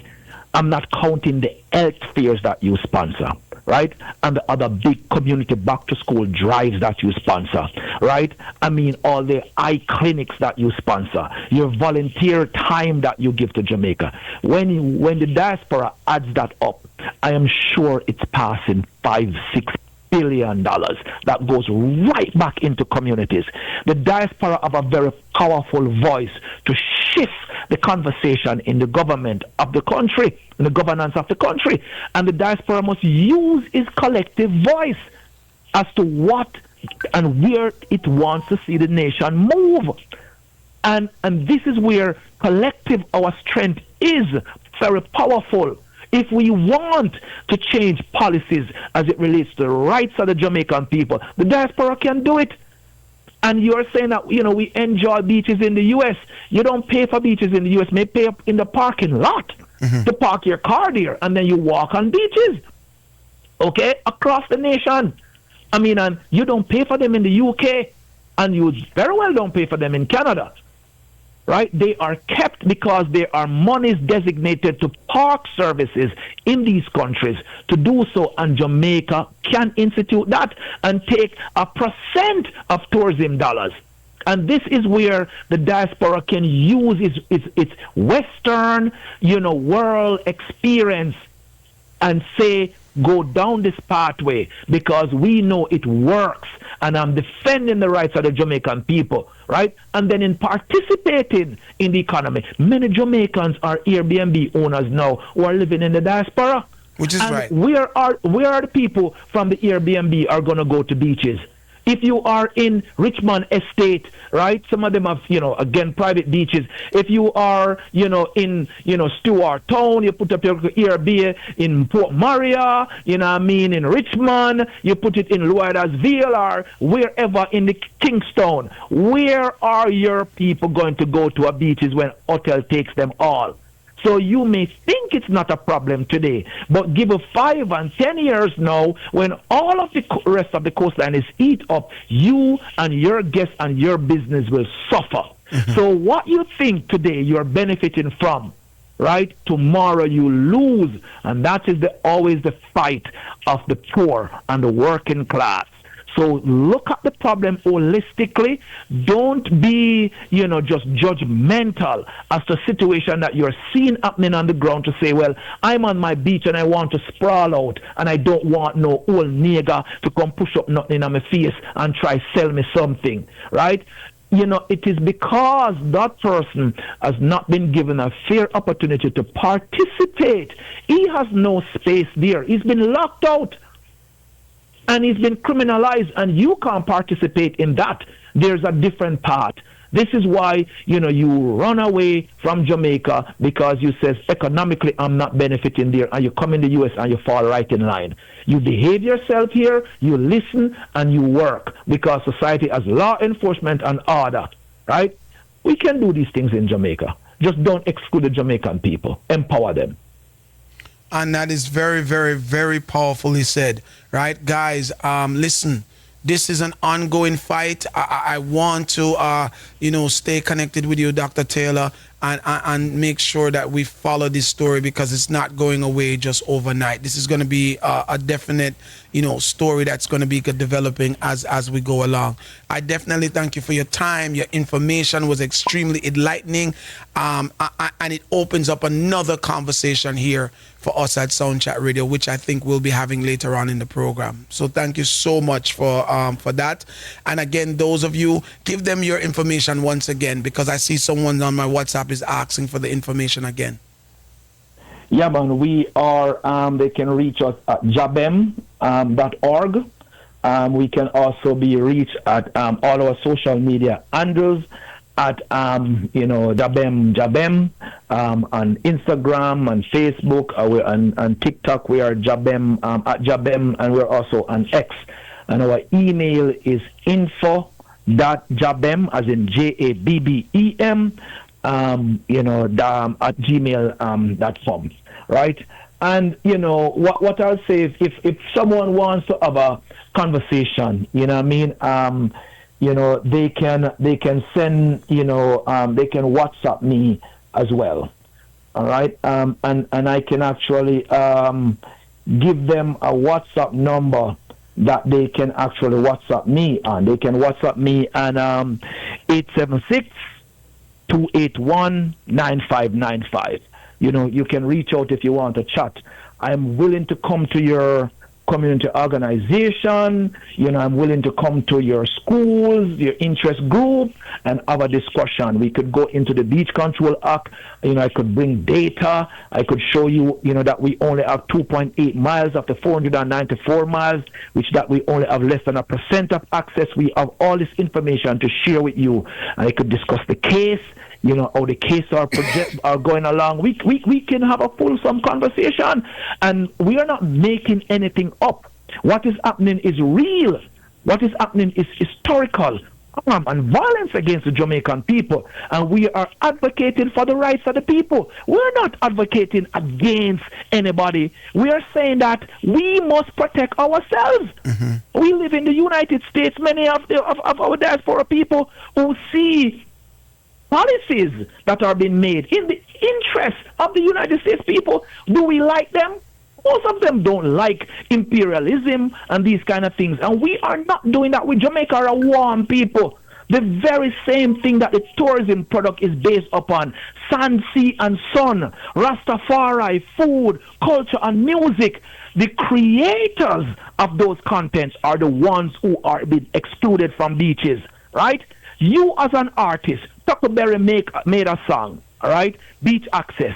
He has been locked out of beaches. Go on our social media pages. He made a video that he has been locked out of beaches. Kez Namde is coming to perform in the tri-state area. Made a song about colonial bondage. Right? It is real. It is the experience of the Jamaican people, and we, the people across the world, and in Jamaica, can bond together just as we fought against the systems of oppression known as apartheid and remove that, scourge from the face of the earth. We can abolish plantation tourism model that hurts the Jamaican people, and we could push for and institute a beach policy that serves the Jamaican people and protect the environment. These are things that we should and must work for in the interest of the nation, not just the capitalist who takes his money and leave the country. That must end. You can't make $4 billion in our country, brethren, and $3 billion left the country. That no work. That don't make sense, yeah. 100%. That doesn't make sense. Hopefully on our next conversation, we can talk figures and people can get a more understanding of what is coming into the country and what is leaving the country, because I think that also gives a great perspective on where we are as well. Right? But thank you so much once again, and I'm hoping that we will connect very, very soon to kind of have a follow-up to this conversation. Yes, I. Thank you. Mr. Should I say Dr. Devon Taylor, right, has given you guys a great understanding of his stance and his organization stance when it comes to protecting the beaches in Jamaica. I'm hoping that it changed some of you guys' perspective from the conversation that we had yesterday, where I say, yeah, man, lock them out because I cruff them and them come mash up the beach, them and then the this and them that, and somehow only did say, well, no God Jamaica, only no one, they on beach with none of the locals them, because the locals them are going to harass you and you not feel safe and all of those things. I hope it gives you a total different perspective of the stance that you guys took yesterday. Once again, Dr. Taylor will talk soon. Yes, sir? Yeah, man, blessings, and the ones them can reach out and we can deep dive in anything them want to talk about. Yeah, man, I will be reaching out to have another conversation with you, so we can get you back on air pretty soon. Give thanks. Thank you. 718-554-8598 is that number in studio. A lot of passion, right? A lot of information, a lot of passion, right? In his voice and in the fight that he's fighting. Give me a call, guys, and tell me how you guys feel. If you agree with some of the stuff that he said, if you agree with all of it, if you agree with none of it. I would like to know before I go into another segment of the show. The time now is 9:10, right? I hope I didn't lose a lot of you guys, but this is what you guys said. This is what you guys said you wanted, right? You wanted to touch bases with the people on the ground. You want to touch bases with people who know what's going on. You want to touch bases with people who are fighting a good fight, right? Dr. Devon Taylor is fighting a good fight. He leads an environmental organization in Jamaica that has at least 5 cases in court now as it relates to the beach laws, right? And what's happening. And he's trying to kind of put a stop to the hotels conquering the beach situation in Jamaica and quote unquote the government selling out the country. 718-554-8598 is that number in studio. I definitely want to hear from you guys, so give me a call. Call you live. Good morning. Good morning, Chin. Listen, that was amazing. I often say that we are always speculating because we don't have enough information. Mm-hmm. And my view, because I was one who had said that I believe that Jamaicans should have access to the beach with a minimal fee so as to maintain the upkeep of the beach. Yeah, you did say that yesterday. But I'm changing my view in that from what Dr. Taylor says, I believe that, there should be no fee, right? Because I did not know that when we purchase tickets to go to Jamaica, that parts of the money that we pay to get down is supposed to go toward the maintenance of the beach. I did not know that. Mm-hmm. So with all this new information, my view has been changed. And, I love his passion. And he shared so much information about the history and the laws that were put in place to then restrict our access to the beach. And also, too, when I thought about the maintenance of the beach, I'm thinking about the cleaning up of the beach. But the government is supposed to have money to be able to do all of that. Right. And I didn't think about the fact that there's just not enough receptacles that's there to support the garbage and even the removal of the garbage.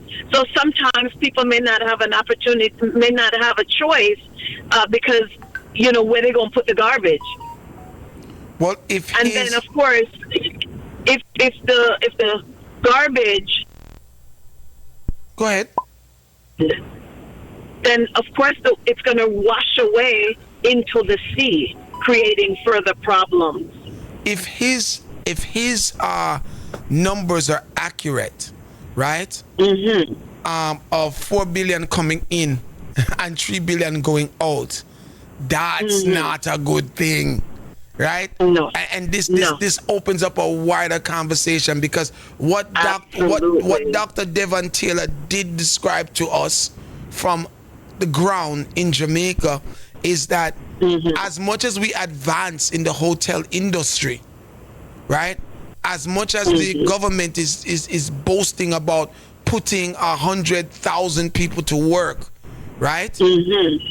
They're not talking about how much things the hotel industry is killing, right? So the ganja man get knocked because ganja now are sell legally in at the hotel, right? The arts and craft man get knocked because arts and craft now are sell legally in at the hotel, right?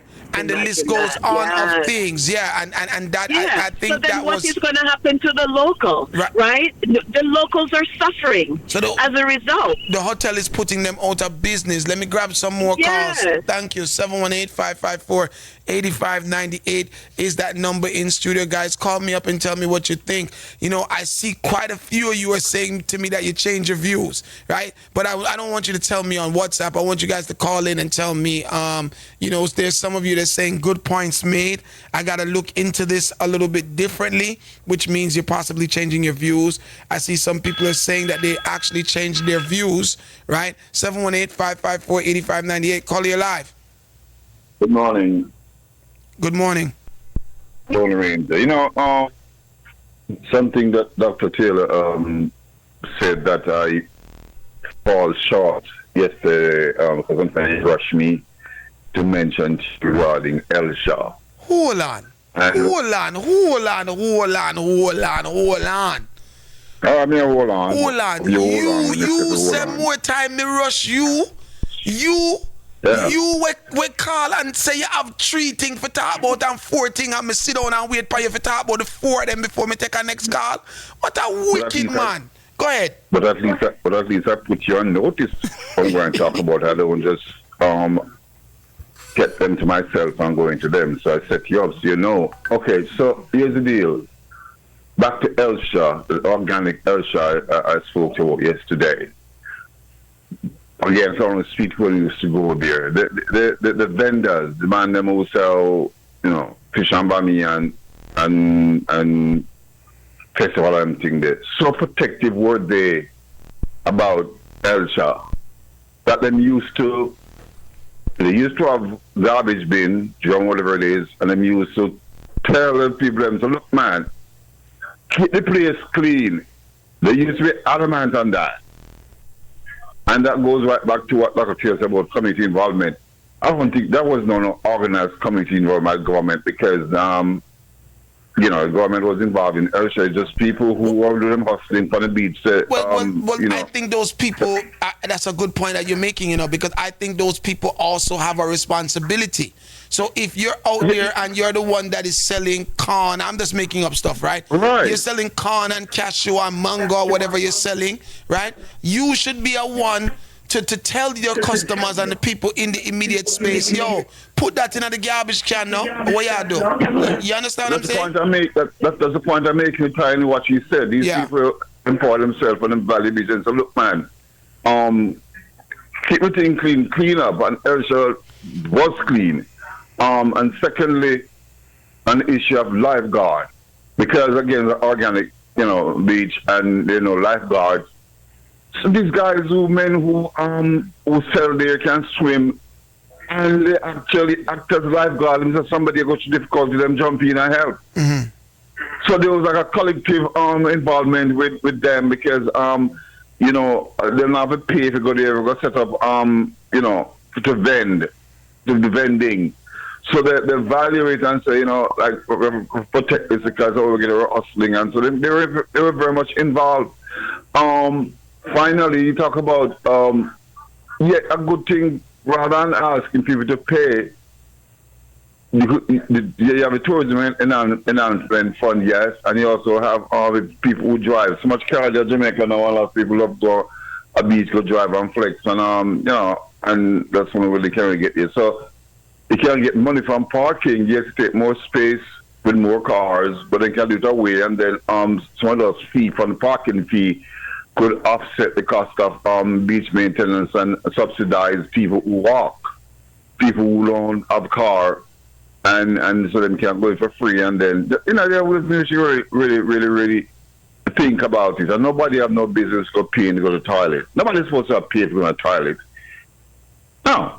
That's a no. The toilet is there. And if you pay to go in, that takes care of the toilet. But, right. If you pay to go in, that should take care of the toilets. And take care of everything. Yeah, I get it. There, you know what the next conversation should be? Who we should have the next conversation with? Somebody from tourism. That's who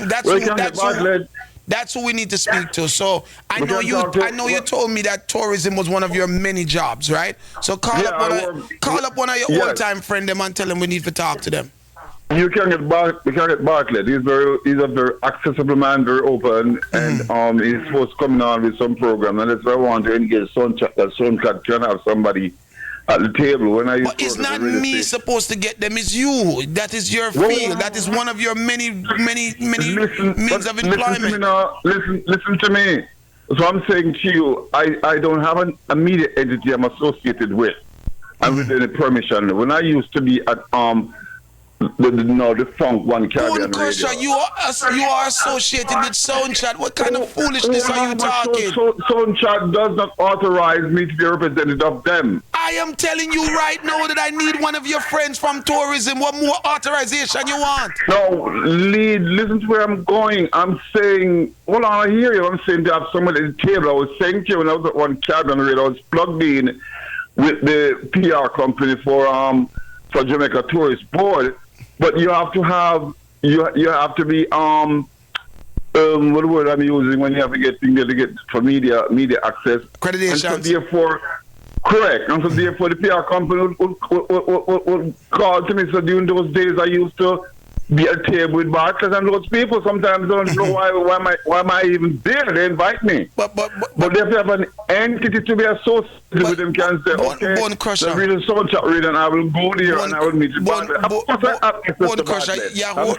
access to him without SoundChat Radio. But outside of that, it's because of my past relationship with him that I have access to him. So I use you. May I tell you something? I need you to make the phone call. Where you go around the corner and go on halfway tree and then go on downtown for, bro? Make the call. Let me take a next call. Make the call, brother. One more thing. Hold on. One more thing. One more? Yeah. We're back to my work. Something that Dr. Taylor said again that didn't occur to me, which I saw the whole business of the contamination of the environment with the sunscreen and those things, how much millions of people use sunscreen and affect the coral. He made some good points for real. Yeah, it didn't occur to me. No them other people who use sunscreen of one type or another. So that me have to say. All right, go about your business, go make the call. The man I make be your excuse, and the man supposed to be a tourism done. When you don't realize how much job Bone Crusher tell me same have from them time they tell no. A whole heap of job the man have, right? I know me I tell the man for call up him friend the man come tell me about accreditations. You don't need no accreditations for call your friend. Call your life. You're supposed to tell them pull up the Rolodex and go on the tourism and call two people. Yes, we need somebody from tourism to defend this hotel thing. Went the halfway tree and back. You had Bone Crusher speaking a little fast, Hey, Bone Crusher, big up yourself. Hey, that's my solution connection, His ex-girlfriend, one of his ex-women was St. Lucia. Hey, speaking of which, Tim, the way how St. Lucia, from what I understand, they do things, like Dean said, I didn't realize they were taking money out of the tickets. I'm sure they're probably doing that everywhere. So, again, yesterday I said that they're shortchanging the people of Jamaica. The tourism has picked up in St. Lucia, right? Being that it's picked up, this new prime minister, which now he's the chairman of the CARICOM. They got big CARICOM meeting going on in St. Lucia right now as we speak, right? Guess what they're talking about? Everything but beaches. Because you see the same guy, Dr. Taylor, say, well, all of these small islands don't have this problem. You see what I'm saying? So you see with Jamaica now, they're eating enough food, so they ain't trying to change it. So you see, like he said about the 4 billion coming in and 1 billion 4 billion going out and 3 billion coming in and all of that. That's the money right there. St. Lucia, they build facilities for the vendors to sell. They lease these slots to them. They are responsible for the garbage and everything. The same thing when he's talking about the people who are supposed to come pick up the trash and all of that. They have a designated area that they throw their trash and the garbage people come, the sanitation people come and pick it up. The same way how they have to give certain things out. Say, well, okay, plastic cups, and they put bins and stuff that all around the beach and everything, So they have the same facilities that, again, the people used to use the restroom. You know what I'm saying? Now, if everybody cleaning up, then it's a collective effort, yes. Now, with the fisheries now, we have a department of fisheries, and I said all these things yesterday. The same thing, if they overfishing, they get fined. They rent the slots to the boats to them, so they don't just have their boats laying around all over the place. So this is how the government is generating revenue. They're generating revenue through fines and everything, too. The bad man them. On the weekend, when you see the beachgoers are heavy, they have military police there, the SLU on the beach. They have regular uniformed police out there. so the presence is felt. So before the man them try to do something, or do something sneaky, then boom, the police is there. All of these things the government has to provide. Government has to get involved. If they're not getting involved, then so this is why Dr. Taylor, which I heard him already a couple times on CM with GP. You know what I'm saying? This is why he's frustrated, because at the end of the day, they just giving him the ringamaroo. You know what I'm saying? So all of these. I think that maybe our government, Jamaican government, is taking the easy way out, where they can get the money to come in, but they don't have to do so much work, right? Because all of the stuff that we're talking about as solution would mean constant effort from the government. You know what I mean? And that's what I think they're trying to escape from. Let me say one more thing, like Bone Crusher. This is why the minister, the people that represent the tourism, they will never come on the radar, because they're going to blow up their spot. They all eat enough food. The money is trickling down, and it stops right where the government is.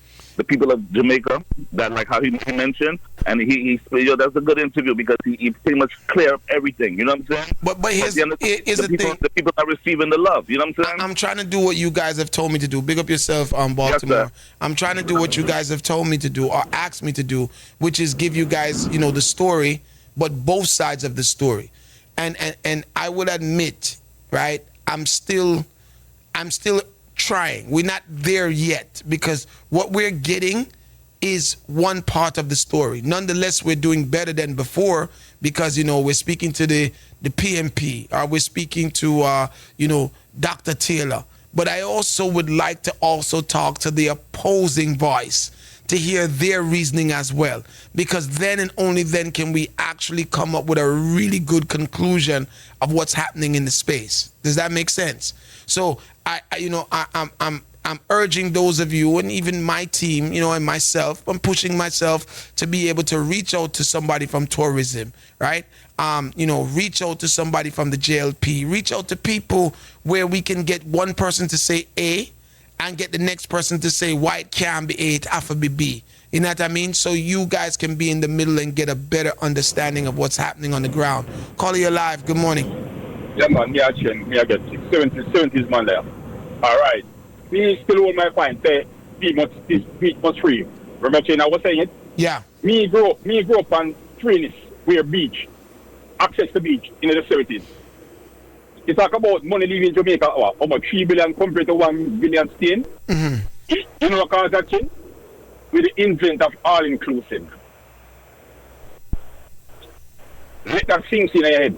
All-inclusive is what destroy that where because people don't have to come off of the property. Shit, so when me go to Jamaica, me want to do words first now. Say I road me eat the off my long, I spend not to be money. So you go to the all-inclusive, but you still go to the road to spend your money. I mean, how you talk about you? I mean, support the local people. I think that for those of us who are Jamaican, I think that is the experience that we want, right? Yes. But some of the far, and this is what I don't understand. I'm sorry to cut you.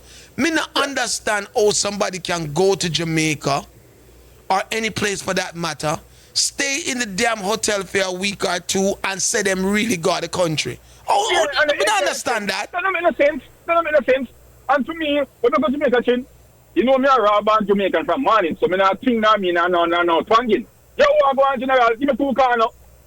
So me put on an accent, so me get the real Jamaican price. Mm-hmm. You go there Jamaican and yes man, this is what I'm saying there. Yeah man, it's the one where you can name the food and come please. That's my price. No, seriously. Because Jamaica change, me a raw born Jamaica, me not put on nothing.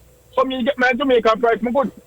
So I say, whenever them learn to control all-inclusive, Jamaica will start seeing more money into the country. That all-inclusive thing is not going to be controlled. But what I will say, big up yourself. What I will say is that it would be good for the administration, the ruling administration, to start to say, that you guys can't do this and you can't do that. Meaning like, no arts and crafts should be sold. That type of stuff. And I don't know, I'm just speaking, I don't know if this will actually be true, come to fruition, but, it would be good if Jamaica does something to protect the local jobs, right? So let's say we're already in bed with these big hotel chains and big hotel industries, right? There's nothing that you can do. The hotel industry is already booming in Jamaica. Every time you quint is our next big one going up, and a lot of them are billing into the sea now and all of that stuff that Dr. Taylor spoke about, right?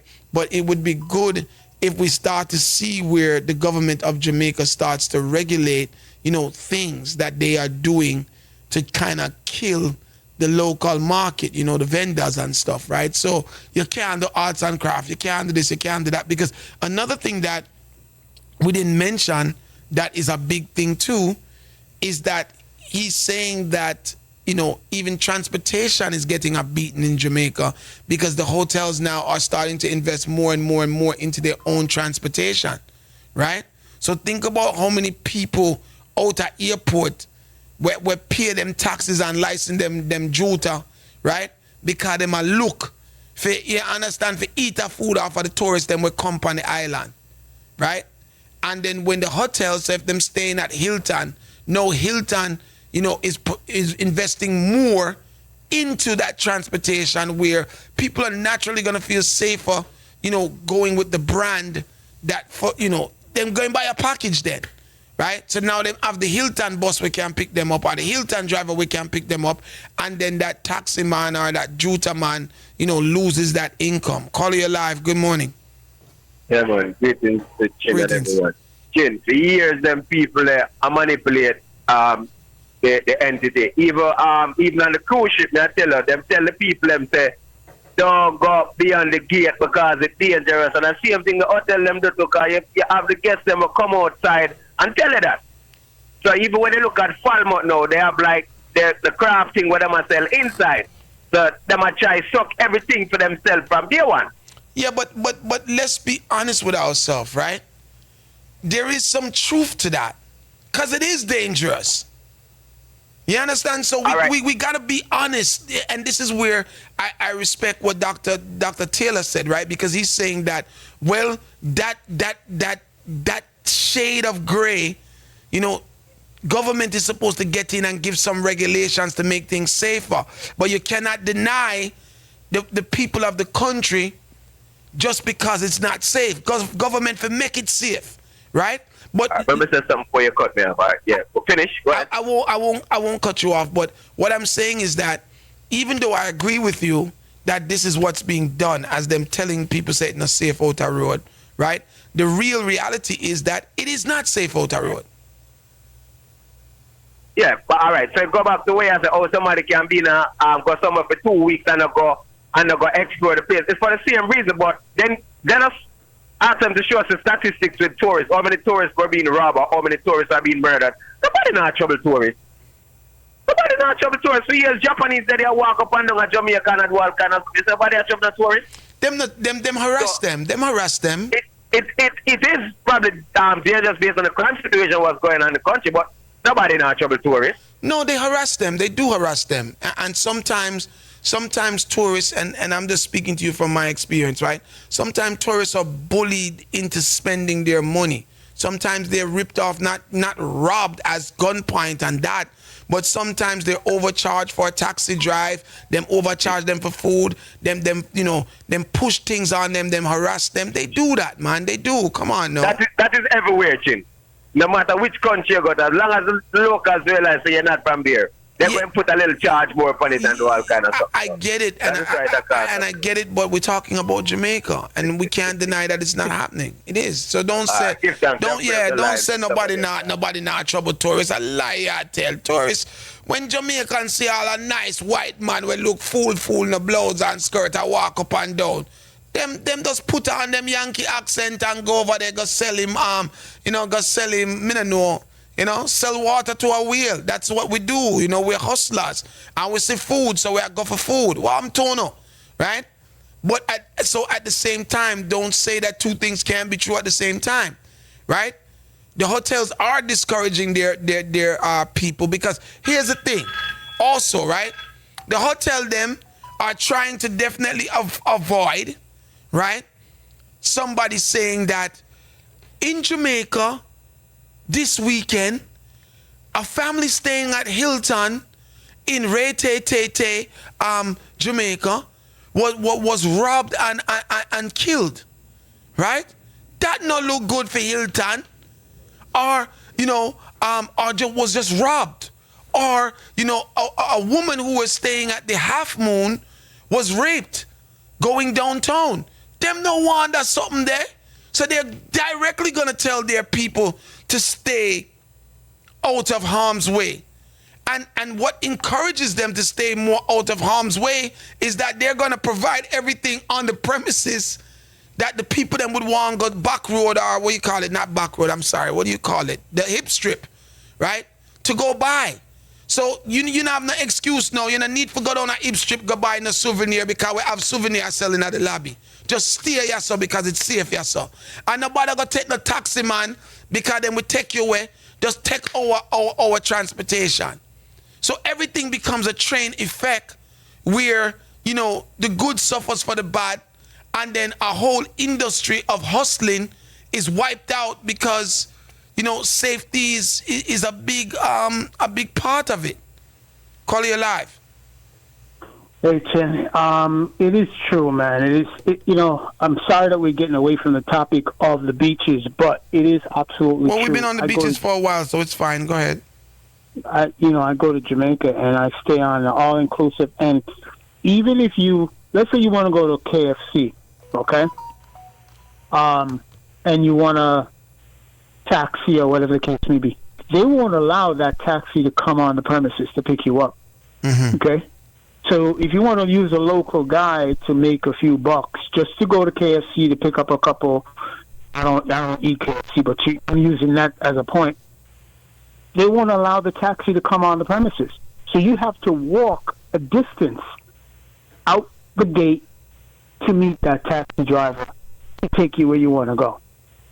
If you want to go shopping downtown or wherever you want to go, you gotta call them up, set something up, meet them at the gate.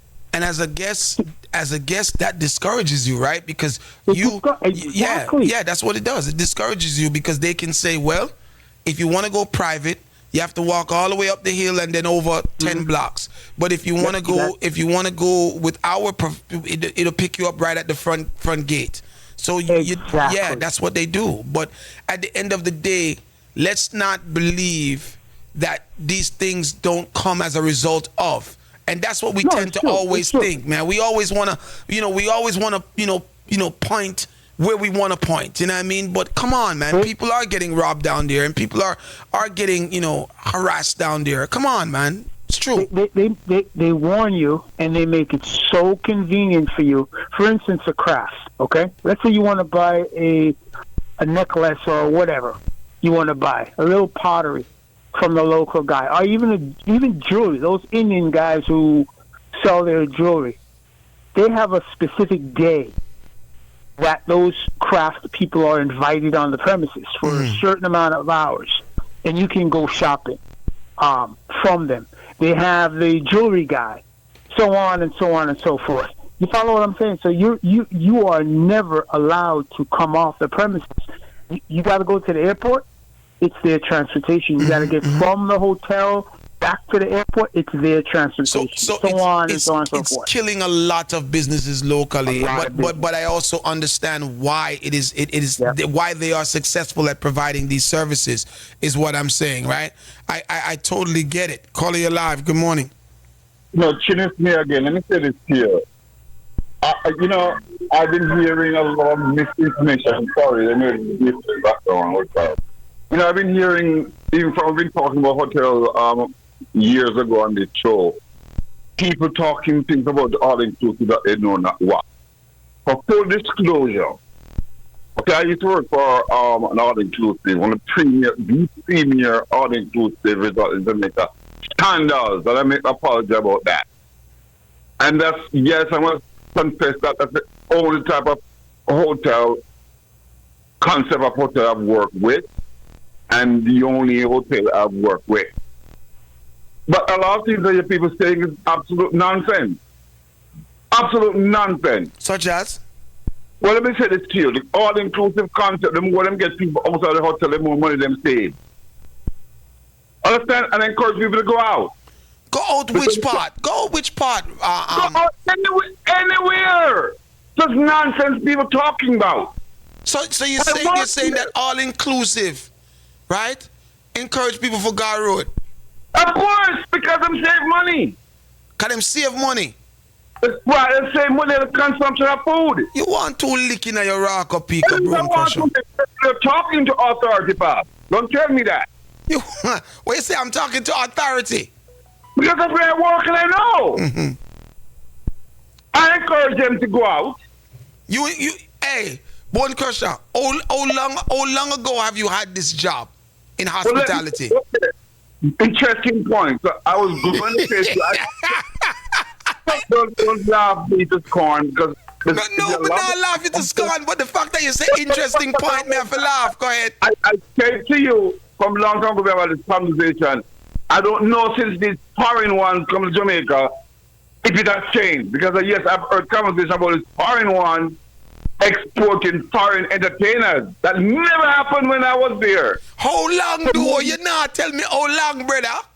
That's not here nor there. I'm telling you I was there. You're laughing. I'm laughing with you. I'm not laughing at you. I'm laughing with you. I don't know if it's these interlopers who's doing that kind of a thing. Because you understand the all-inclusive concept, once a year, you eat. Anybody wants them on the property. If I work there and invite you for a day, you can stay as long as you stay and eat and don't take me for it. And you can't sleep there. But consumption is important for them. Send them out. Yeah, but Bone Crusher, them nah send them a road now these days. They want to keep them there, right? I advise is an all-inclusive man, right? You have Drew Rumble Talk where all the man that do is talk about staying on the premises. And they have good reason to. Let me say this still because I don't want to get their money's worth. Let me say this still. Nonsense talking about all-inclusive tourism is bullshit. All-inclusive save Jamaican tourism, especially in the dark days of political violence and tourist intimidation. That's what rescued Jamaica tourism. All-inclusive. Move with all your BS and don't know what you're talking about. Let me take our next one because you have the phone line that buzz out Braco Pico. Right? Guys, listen, we got to find a name for Bone Crusher, because Bone Crusher work everywhere, What are the hardest working man in a sound chat business, this, Right? Calling you live.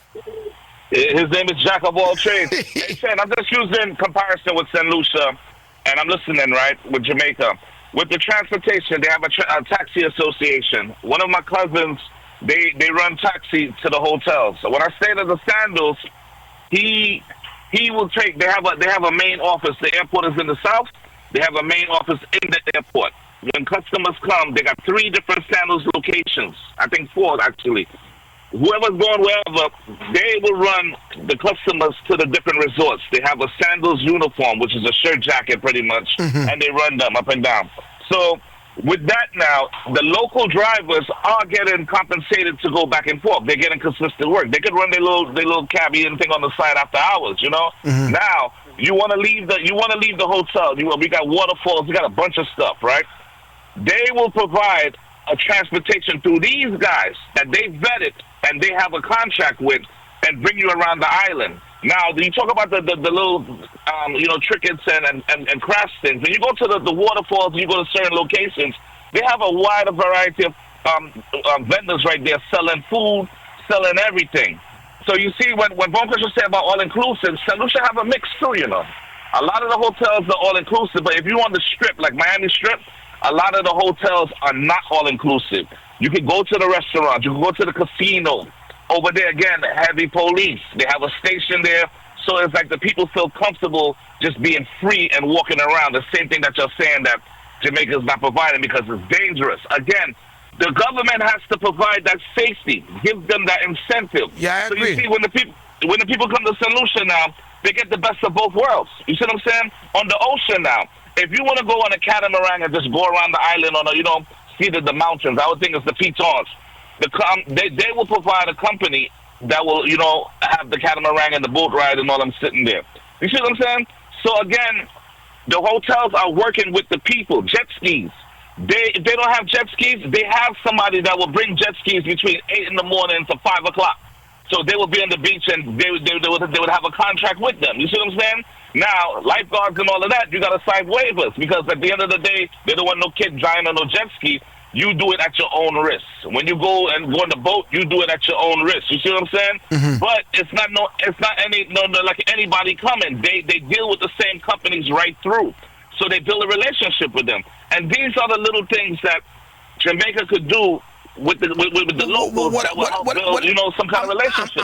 I'm sure that there is a local, you know, I'm sure that there's a local, how would you say it? I'm sure that there's some local links, like, you know, a taxi man or a such and such man, because I know of a brethren who he supplies ackee to the hotels, right? But he's an ackee farmer, right? Okay. Yeah, so so you know, there are certain people, right? But compared to the amount of people we're in at the hustling, you understand, like, you know the thing already. Right? 718-554-8598. Hey guys, tomorrow we owe me some sound system conversation, you know, because today we spoke about the hoteling, but I'm glad because yesterday we had a great conversation and today followed it up with somebody that really could give us numbers and, you know, real professional advice. Call you live. Yo, Chino, morning, brother. Yes, wise one. Yo, hear what me know. I am by no means an expert. I must say, I know some of too right. But the last time I was in Jamaica, which was the year before last, I 80 away, go down there for a family reunion. I was there a big, posh, all-inclusive. 80? 80. Got a family reunion. See? Brethren, the majority of the people in my family, them that left the resort, are the younger generation. Them said to me, them come to me and them say, Uncle, Can you go with us to KFC because we want to go to KFC and Mommy said we can't leave the resort because it's dangerous out there. So Bone Crusher friend them never encourage you to left. Bone Crusher same friend them encourage you to leave, you know. So I try to figure it out. Brother, me try the young people them go KFC. I mean them need KFC, but them say them want eat KFC. And me carry them go out there. And the next day, my rebellious son carry him cousin them go out there again. You know what I say? Other than that, like the big people them, like my cousin them and everybody, you know, like my generation, them not left none at all. I can't understand wise one why, and this is just me, right? Because some people are good with it, right? Because the hotels, from what I understand, they give you a fake understanding of the culture in the place that you're going, right? So yeah, when you go to Jamaica, there may be some ackee, some saltfish, I don't know, right? And you may have, you know, your butler, your the person who make up your bed, them and stuff. They may be Jamaican, right? And the person that's checking you in and the person that's helping you at the pool may be Jamaican, right? But I still don't see those people collectively giving you a full cultural experience of Jamaica. Right. So when you're flying to, let's say you're going to Bermuda. Bermuda is a wonderful place, guys, if you haven't been there, right? Beautiful place, Bermuda, right? If you go to Bermuda and you stay in an all-inclusive in Bermuda, right? The only really Bermudan experience that you're getting is interacting with people in the lunchroom or the dining room and the front desk and the pool. Right. How is that being in Bermuda? I don't get that. It's not. And I want to tell you again, some of the young people them say, boy, they might go on a excursion and go Duns River. And they have to book the excursion through the front desk at the hotel and a designated transportation company. Mm-hmm. Pick them up at the front door of the lobby, carry them to Duns River, and there's no stops in between. Mm-hmm. When them left the resort, you understand, I never call the name of the resort. Well, a big time thing, you know, I say 5-star thing. But when them left, them come back and say, yo, that was kind of lame, because we wanted to stop and buy some food on the side of the road, and they told us that we couldn't stop. They're not allowed to stop, yeah. So, again, this is what it is. So, but Bone Crusher say him friend them, love it, encourage the people them to leave. So, 718-554-8598, call you live. Hey, Chin. Yes. Last night, Ajax win the ticket for Buju Banton. I tell myself to come collect it this evening at 6 o'clock. So I want to know if I use for ask for Rumble Talk. Because I know Rumble Talk 6 o'clock. Blows and skirt. Say the ticket giveaway start today. I'm get so carried away in the conversation. No, bother with that, man. No bother with that. I win the ticket from last night. No, the ticket that way you win, get it from Ajax. No, man, come this season. Virgin, may I tell you, say, if you win a ticket from Ajax, get it from Ajax. No bother with that, man. You carry no go court for that, But you couldn't carry me go court. You'd have to carry Ajax. I carry SoundChat go court. Can you win the ticket? What was the question you answer? Tell me the question you answer. Huh? You bugger, yo. You bugger, yo. What was it? Give me another name for Buju Banton.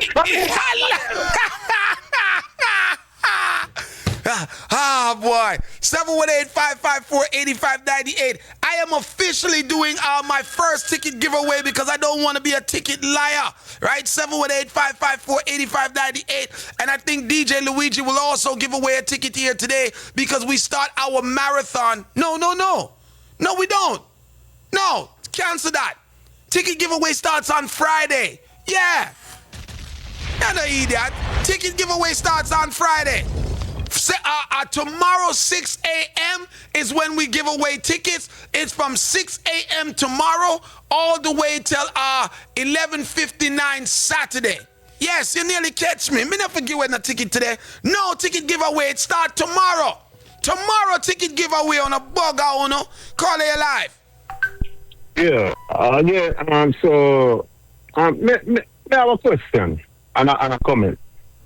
When the brother, forget his name, the one-way interview, did he say, did he say that we are being charged for the preservation of the beach, or he is suggesting that they do it?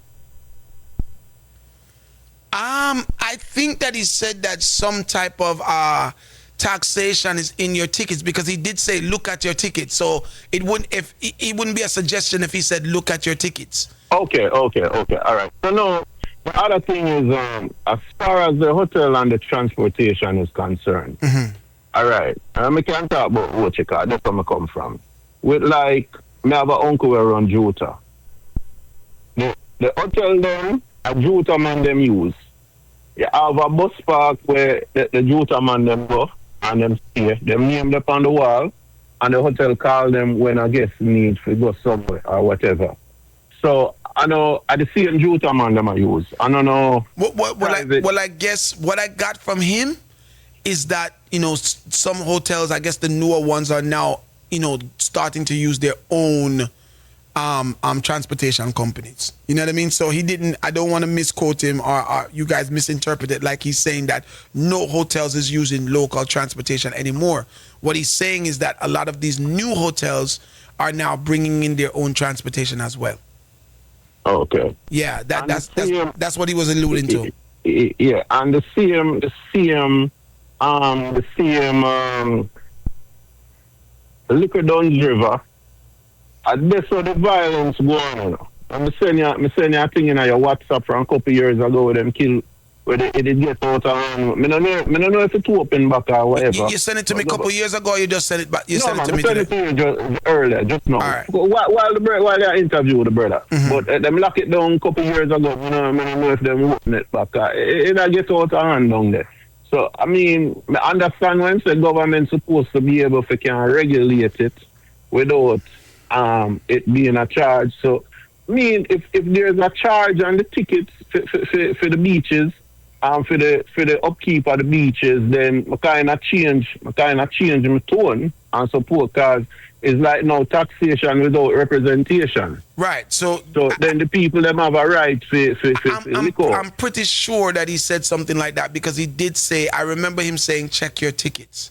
Right. So I don't know if that that taxation is directly for the beaches or if it's just like a tourism thing. You know what I mean? It may just be a tourism thing where he's saying that that money that is coming in could be allocated to the beaches. But here's something I want to say to you guys, and I want to say to you before you go, right? We need to look at this thing on a bird's eye view, right? From top view, not just look at it from being in the middle of it, right? Free beaches in Jamaica, public access to every citizen in Jamaica is not only something that can be done without infrastructure, right? We need to figure out when we come to this, this reality that the beaches are going to be accessible to everybody, right? Security has to now be, part of the infrastructure. Cleaning has to now be part of the infrastructure. Parking now has to be part of the infrastructure. So if government are going to take this on, it cannot just be open it up and, and make it do what it does, right? There has to be things put in place, where I think the government is trying to run away from that particular responsibility as well. You understand? Yeah, but Chin, look on this then. All right, the two major airports, forget about the one at Bosco Bell, the wherever the one there. The two major international airports. Imagine every international flight will land at the airport. If ever, I'm assuming it's more that it's at least $1, then pay. So if every flight where I come down and everybody on them plane, I pay $1 on them ticket for the upkeep, the government supposed to can do it easy, man. So the people them have a point. I stand with the people them. That would be a lot of money. That's a lot of money. Money. That's a lot of money but them tell you say how much X amount of tourists come for the year in Jamaica, man. Right? And guess what? We're talking about the tourism money, right? We're not talking about the returning residents money, right? Or because me and you, we got Jamaica, we're not tourists, but we still are gonna pay it whatever that fee is still gonna be included in our ticket as well, right? So yeah, man. Enough money there, man. Enough money there. Call you alive. Hey, what about it? Good morning. Remember, I did not say earlier on that tourism mash up Jamaica. I'm just saying what the brother was saying earlier on, how much $1 billion leave compared to how much stay. And I'm not saying all inclusive contributed that where most of the money coming out. Brother? Well, Bone Crusher and Iron Vice, right? Because this is the one, I want you to mark down this day on your calendar. I don't know what day it is yet, right? But I need you to mark this down on your calendar. Today is a day that Iron Vice agrees with Bone Crusher. And Iron Vice said that all inclusive, yes, it saved Jamaica's tourism, just like what Bone Crusher said. Yes. We're not talking about that, but all I'm saying is that what the gentleman was saying, most of the money is leaving the country. Agree or disagree? Yeah, that's what he said. So I am saying that then, with the invention of all inclusive, most of the money leaving the country. Me not wrong. Your wise man just confirmed what me said a while ago. Oh, because why them can't leave the hotel because it's not safe out there. Mm-hmm. You understand? And that's been said. So the argument that Dr. Taylor is making is that how much advancement can we be really making if all of the money I leave Jamaica? So he's basically saying it's an illusion. I think you need to get a stiff jacket to one of your calling. Look more chin. All right. Yeah. I wonder if a Bone Crusher he must say that about 718-554-8598 is that number in studio. Hey, me don't want nobody piss off Bone Crusher, because Bone Crusher is going to get somebody to talk to us that represents tourism. So I don't want nobody getting vexed and then him say him nah go do it, right? Because him a call, go through him Rolodex right now, right? Because when Bone Crusher used to work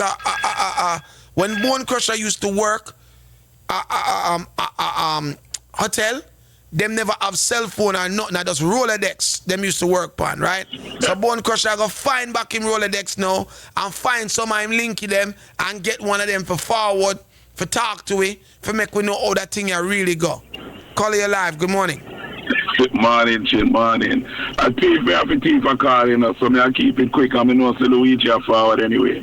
Listen to me.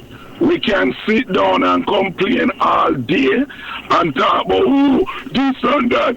The issue is really this.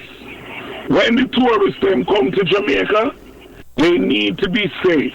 Right. When it was safer back in Bone Crusher time when Buster Mandy and them managed it around the country, before here Jamaica exists, tourists could have go outside and go hip strip. Cause remember, I saw the hip strip did Banji. Remember, that's what gave birth to the hip strip. The fact that people could go on road and go get them thing there. When the man them start rob the hip strip and all them thing there, remember CM Downs River there, man. Bad man and gangster did a control it and I charge people for go on it.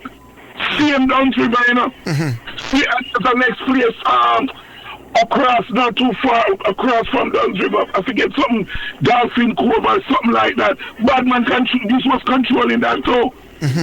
So it get to a point where look, and you talk about public beach. Look at Elsha. Look what Elsha come to, where you have people just have access. So at the end of the day, yes, because of the all-inclusive had to change its model and start saying, all right, we have to regulate everything, but it's not because it don't come from nowhere. They must protect the people. Them. That's what it is. So the citizens also have a responsibility to make sure that the place is safe. Because you can't say government all day. Government go shoot and kill everybody around the place. Let me ask you something before you leave, Mitch. Let me ask you this, right? Do you believe, in Dr. Taylor's concept of community care? Like he's saying that the community can take care of the beaches. Do you believe in that? No. And it's not because I don't think that it's possible. I'm saying it's not probable. Look at everything that you give to the community, or them deal with it. If we were to take care of the place, then we'd be able to deal with it. But if you can't say, all right, community, I'm going to take care of the thing. All right, then, no, cool. If community will take care of the thing, you know what that means? That means that somebody has to clean up the beach. That means that if bad man comes on the beach, they have to clear out that. You can't have sex on the beach and left condom all over the place. So we know them. So what makes Barbados and Antigua and all of these places that it's working different from Jamaica? Maybe the citizens. Let's be real. It could be the discipline of the citizens. Maybe they are disciplined better. And do we know if all of the beaches in all of these places are free to the entire public? I don't know. I think they are. Well, Bob, they said all of the Barbados beaches are free. They said even the ones that belong to hotels. Yeah, you can still get access to them. Well, I'm just saying that if the citizens were to conduct themselves better, they would have a better argument. Well, Bone Crusher said that he's going to get one of his people to talk to us. Yeah. I'm going to go link up Michael and Buster Manty and all of them. Yeah, and get the store. But we gotta get to the bottom of that something, yeah. Well, no, you can't go to the bottom. Me seeing that. Yeah. That was a why, right? Never to the bottom. We need to get to the start of it. Then that's what I need to say. Thank you, sir. I need to get to the start of it. Right, but yeah, really and truly, what we need to stop doing is pretending like the citizens do not have a responsibility, because it's the citizens that's causing it. And when I say everybody in Jamaica this and that, but what happens is when these people are allowed to run amok and cause all these problems, this is what happens. The good have to suffer for the bad. Because if the tourism stop, everybody in a problem, Well, guys, Luigi's in the building, so I gotta go. Thank you so much, Brother Mitch. Right? Yes, sir. 718-554-8598. So you guys tricked me, and Luigi will not be giving away any tickets today, and Chin won't be giving any tickets today because the ticket giveaways actually starts tomorrow, right? So as of 6 o'clock a.m. tomorrow, you guys will be able to win tickets all the way. So Luigi, who is that? Oh, Luigi's not here on us. I don't know if we don't want to get Luigi for coming on Saturday, but Luigi normally book out today, right? Luigi book out on Saturday and Sunday, so I don't think we're not going to see him for give you a ticket, right? But Friday, who's Friday? Friday is Chin, right? Friday is who's Friday? Chin. Who comes in after me on a Friday? Oh, Luigi, yeah, Luigi is a day. Yeah, what me I talk about? So Luigi can give you the ticket tomorrow, right? Miss Karen Queen E can give you a ticket tomorrow. Who else, Luigi? Who else can get them ticket tomorrow? Star Vibes can give you the ticket tomorrow. Iron Vibes them can give you the ticket tomorrow, right? Then you can link Gangster Pasta on Saturday and try on the luck. Then you can link D-Life and Iron Vice again. Yeah, man, don't have enough show to get ticket from tomorrow. Or this weekend. Guys, I gotta go, but listen. Bushy Banton has sent over the tickets, and the tickets are here for you, so we will give you guys tickets, right? And you know what's so good about it? You know, you may get a chance to win because you're not going to get the tickets only from me, because if you were getting them only from me, you know, the questions would be really, really tough. But, you know, Iron Vice and them, man, they are soft soap when it comes to ticket and stuff. So them just all give on a ticket for foolishness, right? But me, I hold on for my ticket them for people who really know what will go on, right? Later on, man, you know, it's rewind. It is, Thursday here at SoundChatRadio, so it's Sound System Thursdays, right? Thank you guys for bringing me through the morning, man. I came in here so tired, and you guys kind of vibed me up and helped me through the interview, right? I wanted to give you guys a much better interview.